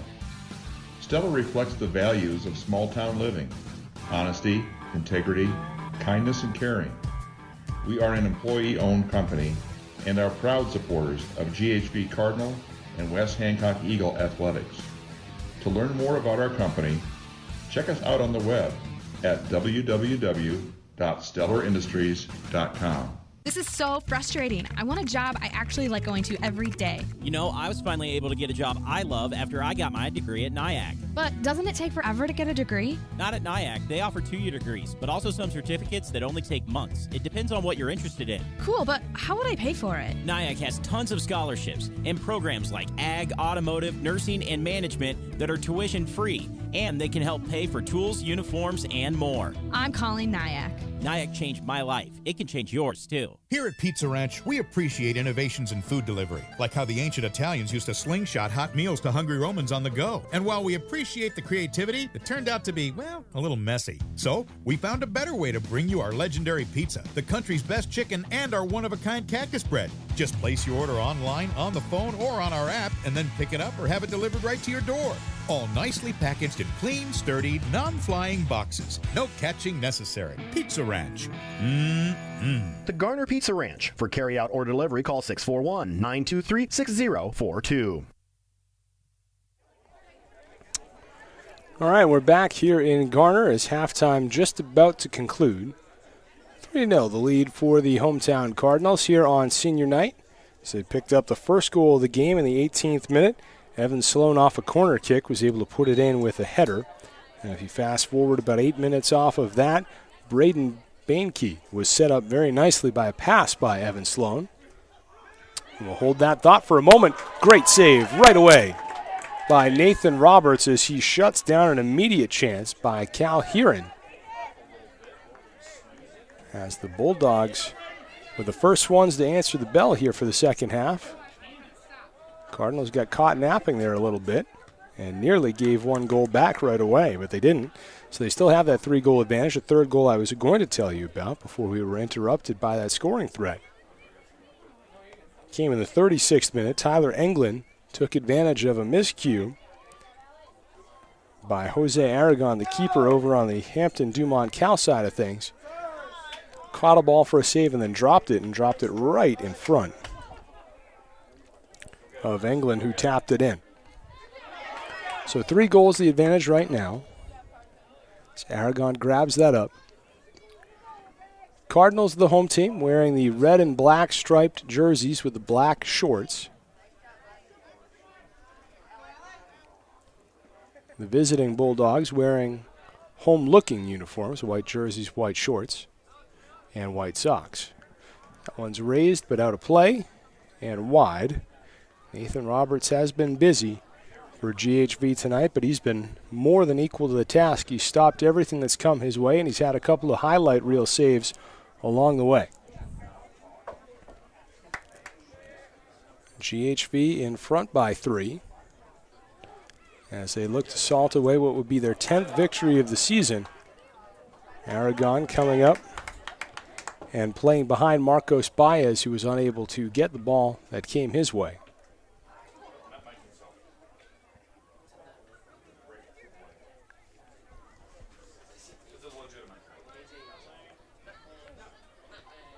So ruler back toward Baez. I was telling you a little bit earlier about the potential for these teams to meet for a third time in the postseason. We'll take a little peek ahead at that as the districts will begin. Coming up next week starts on the 19th. The matchups are already set. GHV knows it. No matter what happens here tonight, they will play host to Denver at 6:30 p.m. on May the 19th. And simultaneously, Hampton-Dumont-CAL will hit the road and play 11-3 Postville at Postville High School. And if these two teams were to win those two simultaneous contests, then they would meet again in a second-round matchup. In the meantime, missed scoring opportunity for a second time this half by Heron, who that time got into it with his left foot and was in a little too close to get a lot of mustard on it, so he tried to elevate and did it a little too well, up and over the crossbar and out of play.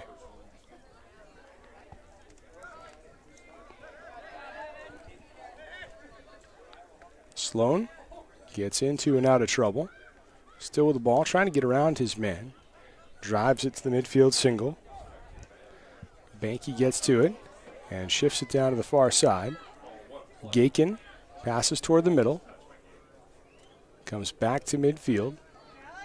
He's got a couple of planes overhead here. I can get you a quick peek at that. I don't usually raise the camera, but see if maybe you can see those flying overhead.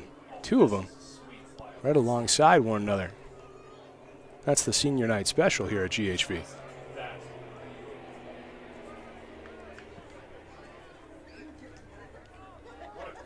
Throw in from over on the Cardinal bench. And driven toward midfield. Cardinals now attacking at the other end of the field. Teams have switched sides. So the Cardinals are attacking from right to left on your screen. The Bulldogs going from left to right. It's really the first time we've seen the Cardinals come close to a scoring opportunity in the second half. Although, of course, they had the 3 goals in the first half. Nathan Roberts calls off his defense. And in the tangerine-colored jersey picks that one up. Kicks it a good distance down to the other end of the pitch. Cardinals keep the ball alive. Chance. Centering pass sent in. Baez able to kick it away. Sloan hoping to keep it in bounds. Can't do it, but it remains Cardinal ball. He knew that before I did, and so he knew he would get this throw-in opportunity, which he heaves forward. And the Cardinals put out to a spot where they didn't have a player. So right idea for Abraham Fuentes as he reversed the field, but just didn't have anybody there to receive his pass, and so it rolls out of play just over 5 minutes into second half action. So we've got really a picturesque scene here in Garner tonight. It's got a beautiful sunset just beginning.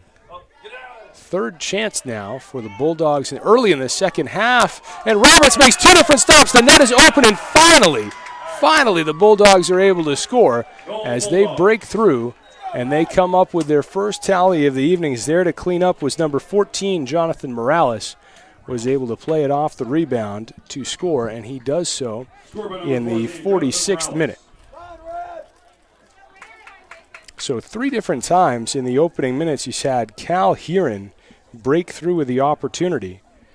Just an amazing individual effort there by Roberts as he made 2 straight, very difficult saves. He was running away from the goal. His body's momentum was taking him away, and he was still able to break up a second shot. But the thing is, once you allow rebounds, live rebounds as a goalie, there's nothing you can do about what happens thereafter. And so Morales comes up with that 46-minute goal off the rebound. And really that gets the Bulldogs back into the match at 3-1. Remember, the first game between these two teams was a 3-1 verdict in the Cardinals' favor.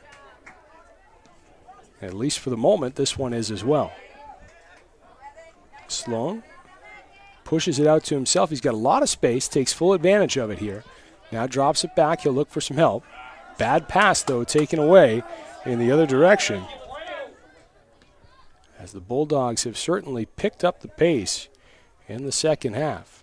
Some effective halftime adjustments for Hampton-Dumont-CAL as they're looking to make a game of this into the latter minutes of the night.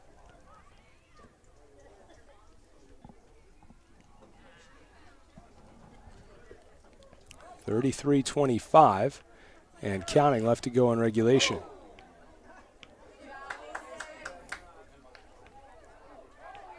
Cardinals reverse field, but blowing a tire there was Mason Graham. Couldn't, on this natural grass surface, cut and get back over. And now it looks as if the Cardinals will be called for a foul as Morales took a spill, got the call. And momentum could be reversing very, very quickly on the Cardinals as the Bulldogs have got themselves a primo opportunity to try to make this a one-goal game with still most of the second half to play. Now, the officials will get involved and tell Morales, hey, you can put the ball back where it's supposed to be, as he kind of inched it forward a couple of yards. And that could be the difference between getting a shot on goal and perhaps having it deflected. We'll see if he goes right at the net here. He keeps it low, and it scoots past and goes. So some accidental offense there for Morales, as he wasn't really trying to kick it at the net. He kept it to the ground, and the ball just scooted all the way through, and the Bulldogs have a second goal inside of 3 minutes as they score in the 46th minute. Now they score in the 48th minute. It's Morales both times, and now we have a 3-2 game. Substitution for your Cardinals, number 11, Jorge Reyes, number 18, Zane Ha. So whatever idea GHV had that they were going to be able to throw it in cruise control here in these final 40 minutes and pick up an easy victory, that is not the case tonight. As remember, this Cal Huron has been in their hair quite a bit as well, and the Bulldogs picking it up offensively. So they've got the ball again as they're going to have a throw-in from the corner. As they're going to look to try to tie it up, as this is anybody's game again, with still 32 minutes left. And that's the thing, a one-goal margin, it doesn't matter if it's 1-0 or 3-2 or 10-9. As long as that one goal can tie it, you're right in it. So the fact that the Bulldogs once trailed by 3 now matters not at all. And the next goal becomes an awfully important one, because if there is a next goal, is it going to tie the match, or is it going to be a much-needed insurance goal for GHV?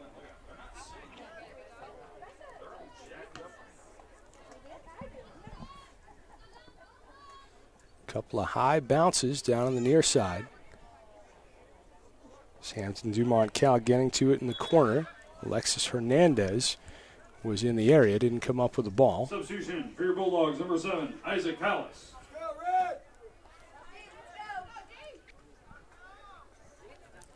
.31:07 to play.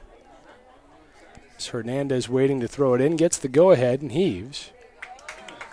Header, defended out of the area, and the ball booted out toward midfield.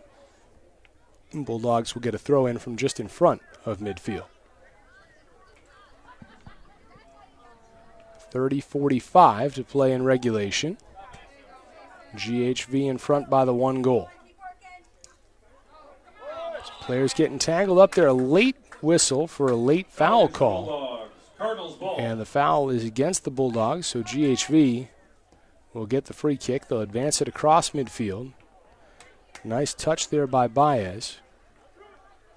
Drop down, Sloan with the header.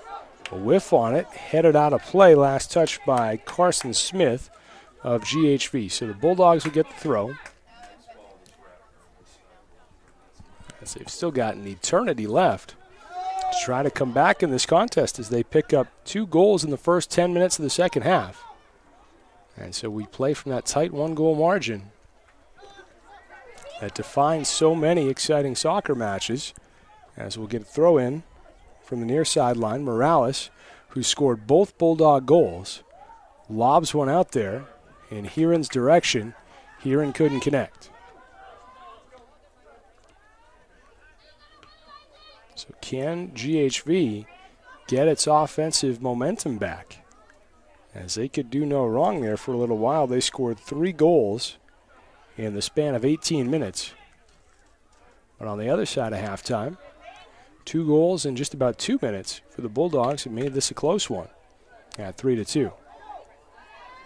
Ball sent a long way in the other direction as Aragon plays it out of the air, makes the catch. And we'll get the Bulldog offense back to work through the midfield level. Hernandez the first one to it. He gets tangled up with an opponent, and Abraham Fuentes. Ball's going to stay with the Bulldogs here as they will get a free kick. Luis Mota dropped back as if he was going to take it, but of course we know better by now. Jonathan Morales, man of the hour right now for the Bulldogs, will line it up. Now, he's further away this time than he was last time, but it's not like he was in close last time either, so he's got a knack for making plays. You've got to be very careful if you're the GHV defense as he fires this one on and over everything, up over the crossbar and out of play, and so GHV dodging a bullet right there. Cardinals number 6, Michael Otto Jr. As they're not able to put it on goal, and also the Cardinals get possession back. Clock winding with 28:15 standing between GHV and his 10th victory of the year. Ball chipped out wide in the direction of Michael Otto Jr., but goes out of play and back to the Bulldogs.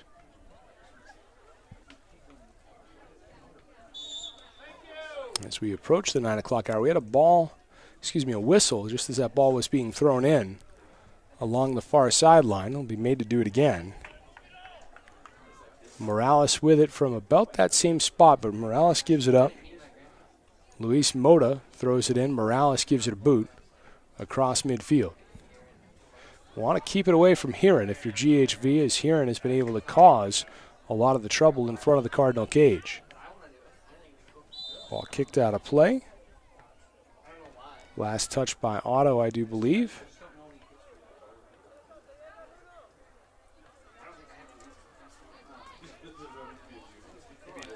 Possession is going to go to GHV here. Not sure if it was a throw-in or off a foul call. Sloan thought he had a throw-in, and the officials blew their whistle. They told him to place the ball down. So it'll be a free kick, but it's from a very long distance. It's parallel to the midfield circle, so certainly outside Sloan's range, outside anybody's range. As he will put it down, and wow, I'll eat my words right there. Sloan blasted that one and put it right on net. Aragon made the save no problem, but wow, I will not underestimate Sloan's kicking distance again. Very, very strong leg that he's got. Couple of headers send it over top. And the ball kicked out of play.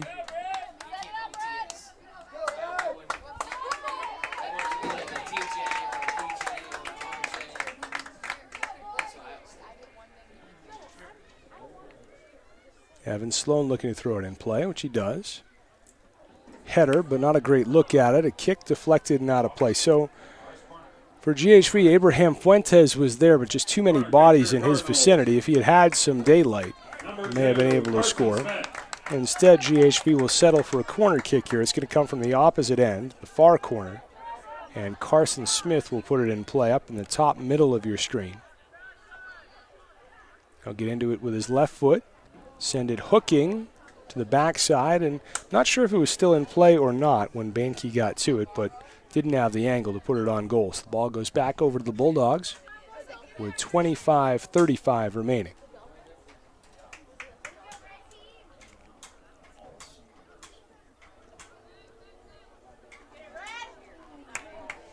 Header at midfield by Abraham Fuentes as he tries to get his team's offense going again. There's a shot on goal. First one we've seen in a while from the Cardinals. Low percentage shot there by Bainke as it was a low roller from a long distance. Easy stop for Aragon, but nevertheless, good to see the Cardinals get something on net. Ball out of play back to the near side.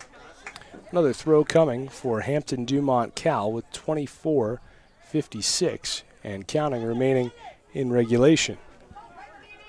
Baez puts it in play. Cardinals take it back as Fuentes the first one to it. Sent forward in Sloan's direction, but he didn't get the touch. Smith steps forward. Bulldogs take it back along the near side for Hernandez and kick forward. And we have an official's whistle as the ball was in the midfield circle. Looked like we had a foul. And the foul called against the Cardinals. Morales will get the free kick, but he'll get it from his own side of the pitch. Stops for a moment to tie his shoelaces and will get into it with his right foot. It's a lot of air underneath it, but the Cardinals the first to touch. Ben first. Shifts it over in front of his own bench where it's chased down by Michael Otto and pushed out of play. Substitution for your Cardinals, number 14, Bronson Beitenworth. Correction, number 14, Tyler England, number 15, Bronson Beitenworth. Tyler England back into the contest, and Bronson Beitenworth in as well. You'll recall England has the goal that right now is the difference in the match, as England was in the right place at the right time as Aragon coughed up what looked like it was going to be a save. And it turned into the third goal of the match, and right now that's the difference, is we're in a 3-2 contest where it had been 3-0. Ball at midfield, sent over towards Smith. Smith had it for a moment, now coming back in the other direction. Scooped up by Hernandez, he's got some room to roam, puts it on net, and a running stop made by Nathan Roberts, who leaves nothing to chance, coming out to gobble it up. Cardinals still a long way from the finish line, with some 23 minutes to play in regulation. Looked at halftime like the Cardinals would be on easy street, but two fast goals by Jonathan Morales have made it a different story as a kick goes wide by the aforementioned Morales, who's now just one away from the hat trick as he's in the hunt for an equalizer.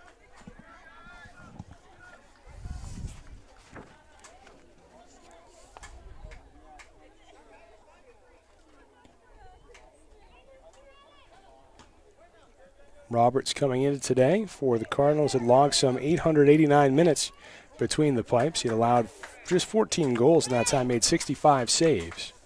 He's got himself a shot at a double-digit save night tonight.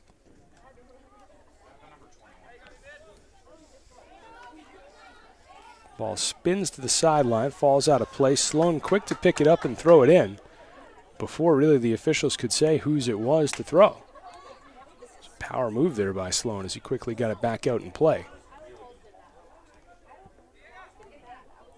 Pass shifted to the middle of the pitch for Hernandez.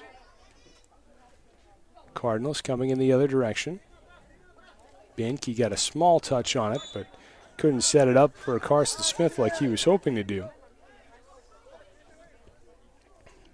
And the Bulldogs will take back over. Sloan runs it down for a moment, as he's able to bother two different opponents who had the ball but couldn't come away with the ball. Now gets himself crossed up with Hernandez. Ball goes out of play. No foul called. It'll be a throw-in for the Bulldogs, as the Bulldogs will go to their bench and make a substitution.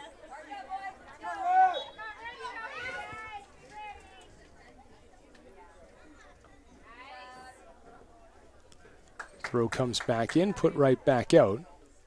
Another throw coming for the Bulldogs.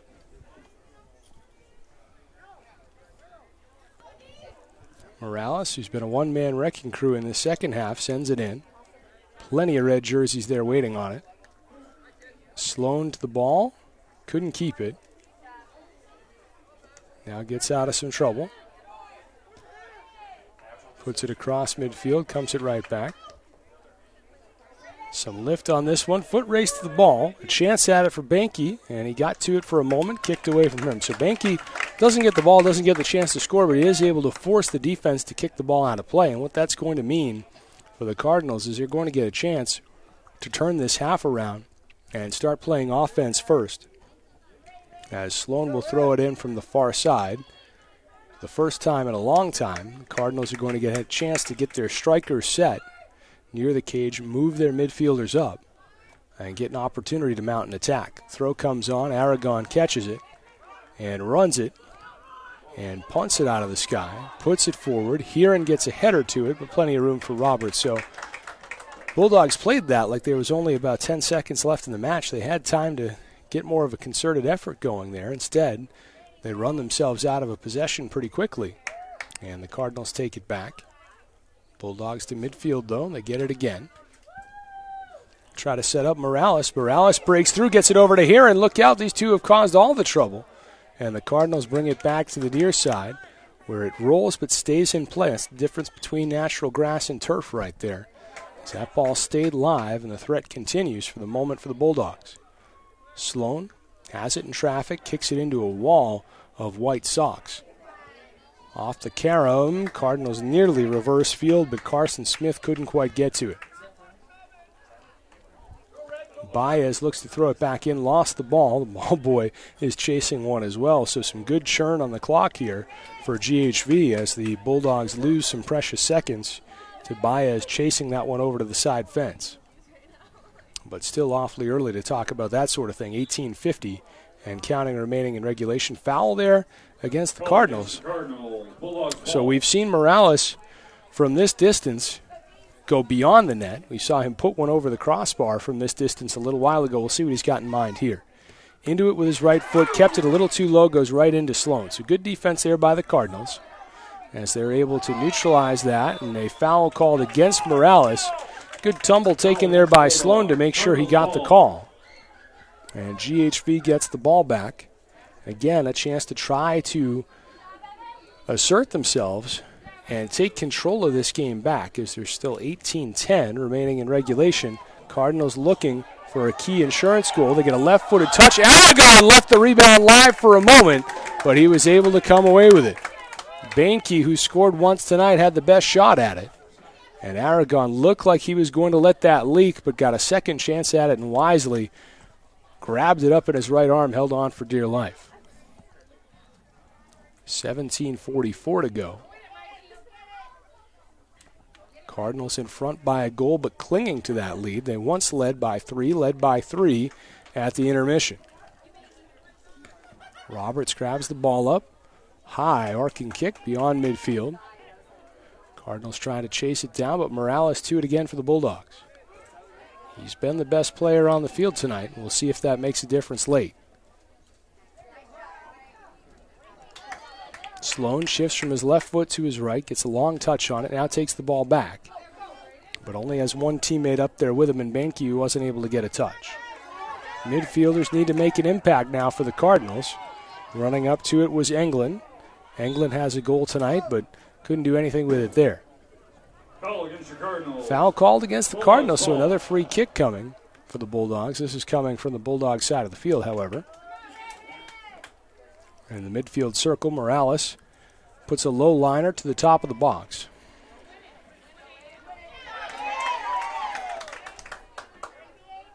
Sloan in the midfield circle sends it in Morales' direction.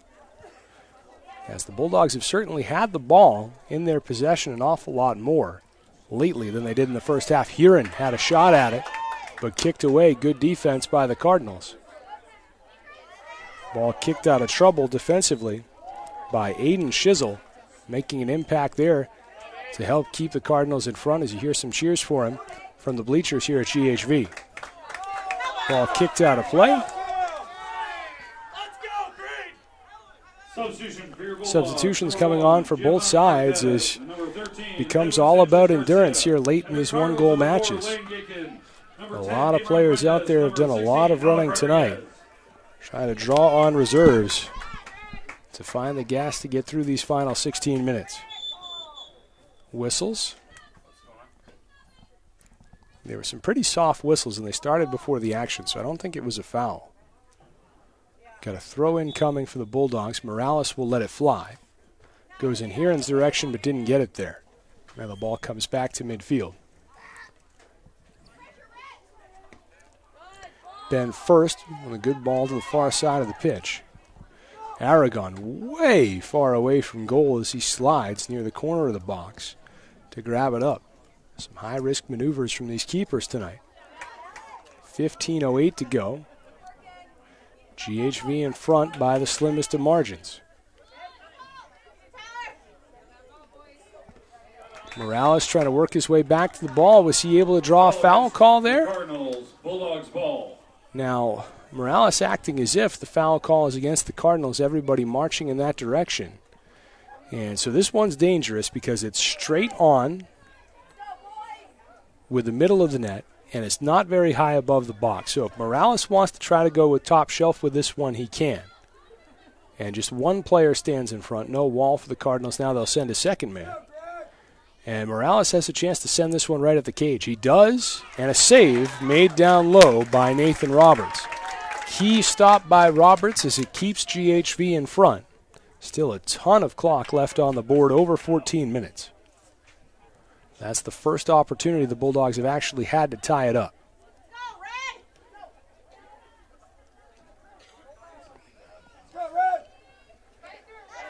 Morales steps through traffic. Ball leaks just beyond the sideline. Frustrated for Hampton-Dumont-CAL is Luis Mota as he couldn't keep it in. Michael Otto Jr. coming back in for GHV. He comes on in place of Tyler Englund, who will trot off. Throw in coming for GHV. Of course, they're in no rush as the clock, as we get a little later, becoming their best friend. Shizzle lobs it in. Cardinals hoping for one more opportunity. One insurance goal would probably get them through the finish line here tonight, but it's a lot easier said than done right now, as the Bulldogs have certainly had the momentum in the second half. Some room here at midfield, though, for Otto. Otto's fresh, having just come in off the bench, sends it forward, and Aragon makes the stop off the try by Lane Gakin from out wide.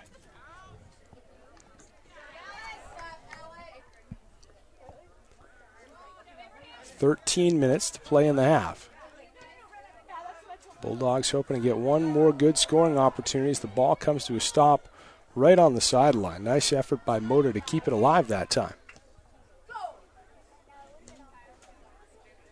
Cardinals drive it forward but didn't have anybody there who could possess. The ball kicked out of play off to the far side by Beitenwerf. Winds some clock there as the Bulldogs get ready for the throw in from the far side.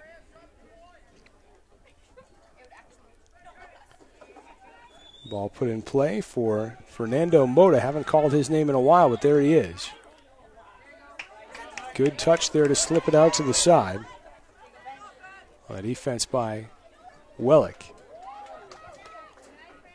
Cardinals get to it. Breaking forward is Banke, but Morales separates him from the ball, although his offer gets chipped.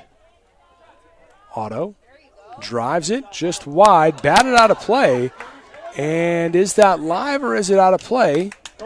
Apparently out of play, so a misplay there by Aragon as he made the save, but by not deciding to pounce on the ball, he let it leak out, and it turns into a corner kick opportunity. So we saw GHV get his third goal on a miscue by Aragon. Now they've got a chance at a fourth one that's certainly related to one as they put it in play. However, Baez gets it out of trouble for the Bulldogs, and we've talked about his speed. He turns on the afterburners here, somehow keeps his feet low to the ground off that entanglement, keeps himself going. Bodies flying everywhere, ball flying everywhere, and the Cardinals get it back up to midfield. See if they can go back. Ball's at midfield. I was thinking they could go back in Sloan's direction, but he's off getting some rest. So that's a big question for Josh Bonsi. How much longer can you keep Sloan off in a one-goal match? Foul called against the Bulldogs, so a free kick coming for GHV. Ben First will be the one to take it.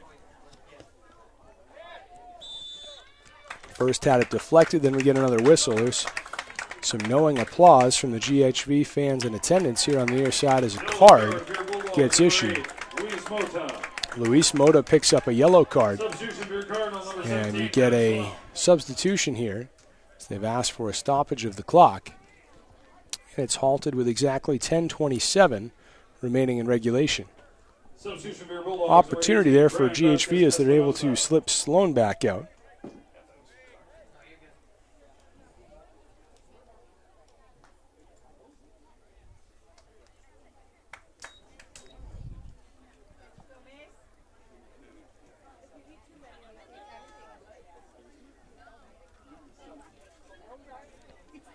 Anytime that official's notebook comes out, you know someone's in trouble.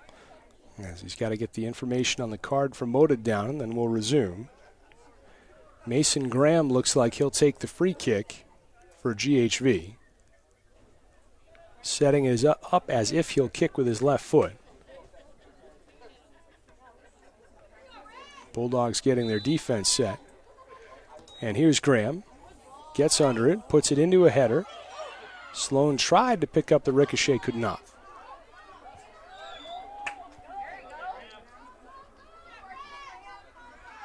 Ball drifting off toward the far sideline and blasted forward toward Nathan Roberts. He picks it up and gets a nice round of applause as he's turned in a nice night's worth of work. But still has 10 minutes left of goalkeeping, and he may be the difference for GHV tonight, the way this second half has gone. Ball kicked right into the back of a defender by Espinoza. And a misfire on the throwback in. Goes off Baez's chest and immediately out of bounds. So GHV gets the ball back, and some precious time waste there for the Bulldogs now as they need all of it that they can get to try to mount these offensive attacks that they might need to pick up a goal. Cardinals with a chance on the far end. Another rebound pops out. Nearly a chance at the rebound for GHV as Banky just a little bit late toward it. As the ball comes out of play, we get some rapid whistles from the officials as we've got a substitution for GHV. Reyes back into the game wearing number 11. And a throw-in coming from the attacking third. Evan Sloan tiptoes toward the sideline, fires on in the center. Cardinals didn't have anyone there who could pick up the carom. Rolls out of play on Gakin.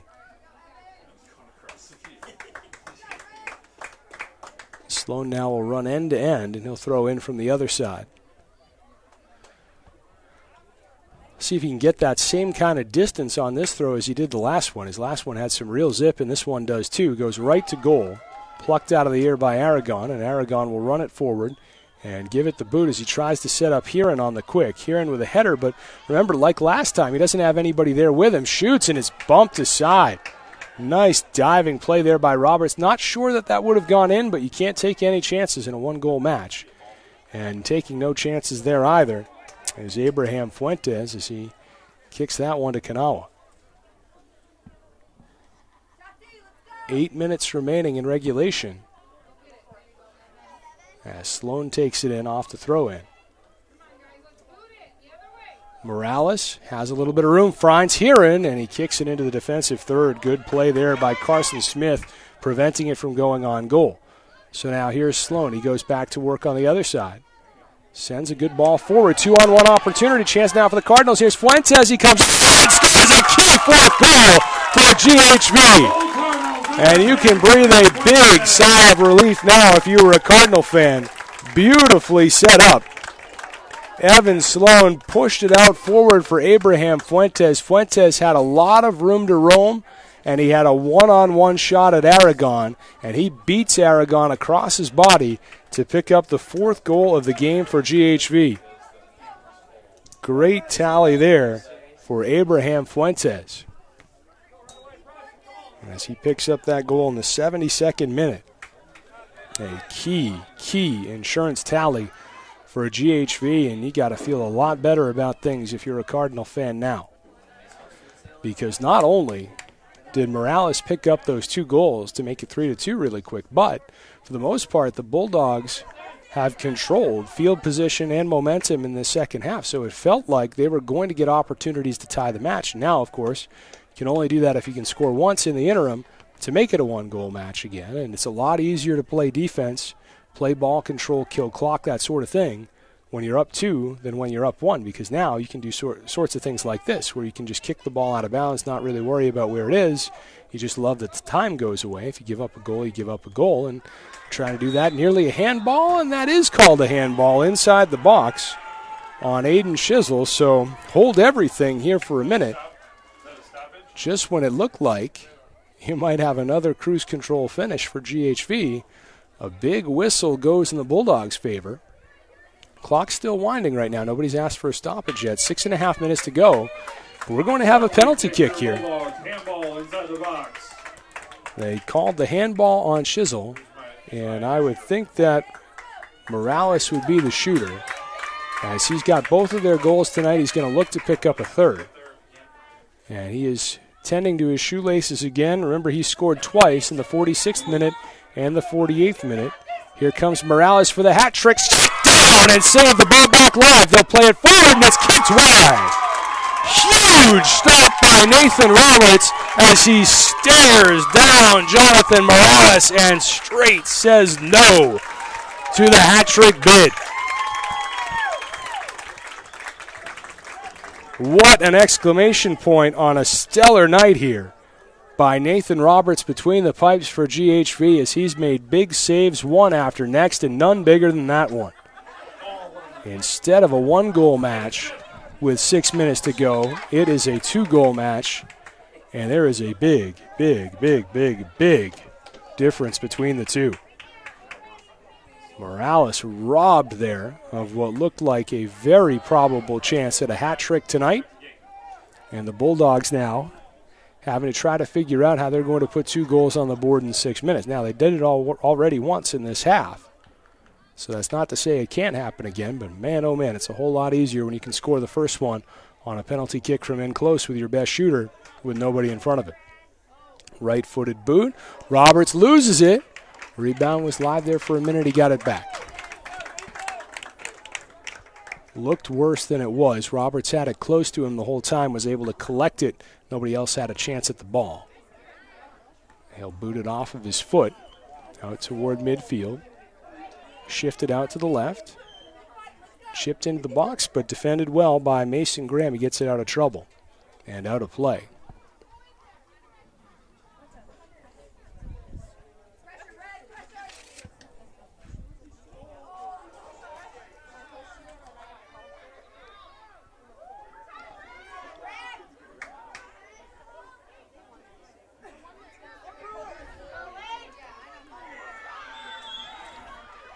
Whistle and a foul call there.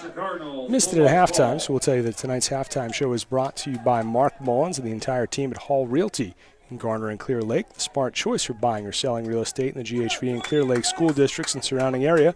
See their listings at hallrealtyclearlake.com.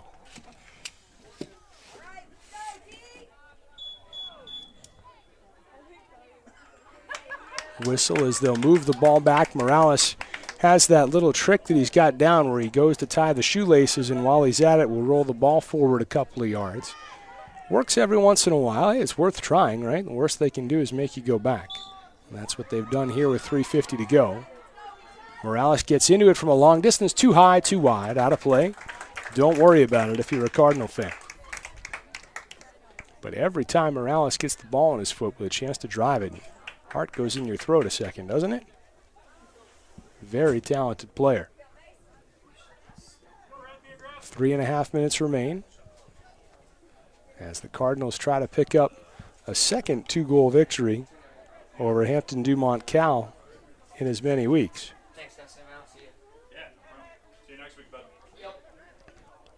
Ball at midfield, chipped off to the left for Sloan. Sloan drives it outside.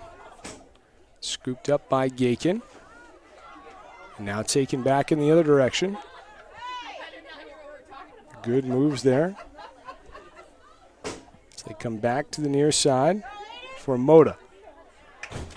Moda has it kicked away, loses it out of bounds. Cardinals take it back. 2:47 and counting to go in regulation.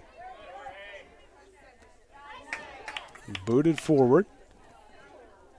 And up the sideline where it will roll out of play.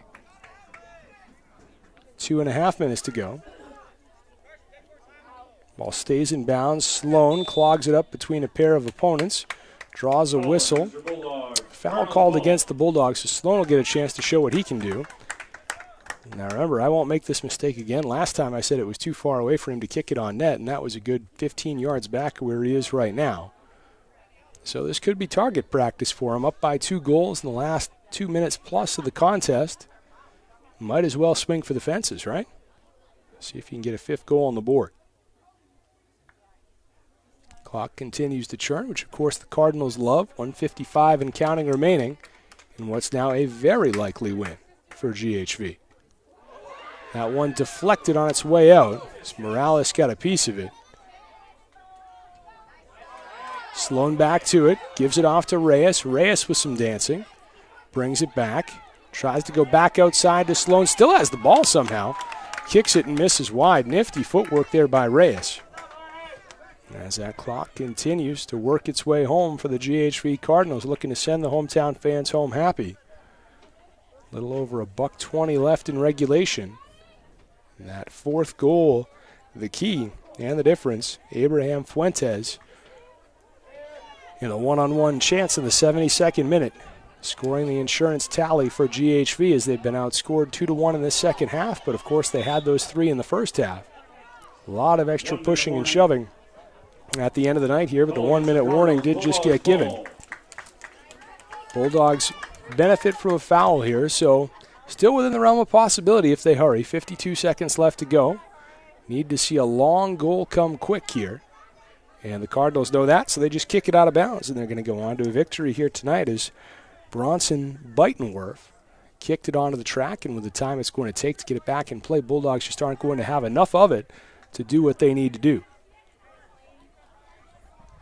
So here in the final minute, well coached are these Cardinals as they're content to just keep kicking it out of bounds, as Josh Bonsi has gotten that message across. When it's late and you're up by a pair, hey, just get it out of play and we're going to be fine. Sloan looking toward the sidelines himself, but he cuts it back up against the grain. Of course, if he's got it, they can't score, right? And so they drive it forward, rolling off to the corner. Into the final 5 seconds, it stays in play. Cardinals will kick it out of play one last time for good measure as the 80th minute expires. And so, quite the threat put forth by the Bulldogs here in the second half. But in the end, it's the Garner Hayfield Ventura Cardinals sending the home fans home happy as they finish off a 4-2 victory in order to pick up the victory. The win in goal going to Nathan Roberts as he gets the better of his counterpart, Jose Aragon. So again, remember, your goals here tonight, we'll go through them just a minute. As tonight's GHV Scoreboard Show is brought to you by IMT Transport Incorporated, here for the long haul, headquartered in Garner since 1974. The best equipment and experience combined. It's time to raise your expectations about what you can expect from your trucking company. Visit imttrans.com. Well, as we come into it here, you take a look, the first goal tonight coming from Evan Splone as he scored it in on the header in the 18th minute. After that, GHV picked up a couple more goals. They scored in the 26th minute. It was Braden Banke. And then in the 36th minute, Tyler Englund. But then, man, oh man, Jonathan Morales brought the Bulldogs back with a vengeance. He scored twice in the 46th minute and then the 48th minute. So it was 3-2 for quite some time until finally in the 72nd minute, Abraham Fuentes scored that all-important insurance goal to pick up the fourth goal of the night, make it a 4-2 game. And that ended up being the final score. So it's time for your Clear Lake Bank and Trust player of the game. And tonight I think that's got to go to Nathan Roberts with the tremendous effort he had in goal, especially with that huge stop on the penalty kick as he stopped Jonathan Morales with 6 minutes remaining. Would have made it a one-goal game again. So congratulations to Nathan Roberts, the senior goalie on senior night. Tonight's Clear Lake Bank and Trust player of the game brought to you by Clear Lake Bank and Trust in Garner, Clear Lake, and Mason City. Let their team of professionals open the door to your dreams with 24/7 banking at your fingertips. Well, that's going to do it for us here tonight. Thank you so much for watching. John Cabral here with you. On behalf of Zarin Egestal and everybody here at KIOW, thank you so much for watching. Your final score for the final time, GHV 4, Hampton-Dumont-CAL 2. This has been a great night of soccer here from Garner. So long, and we will see you next time on KIOW.com.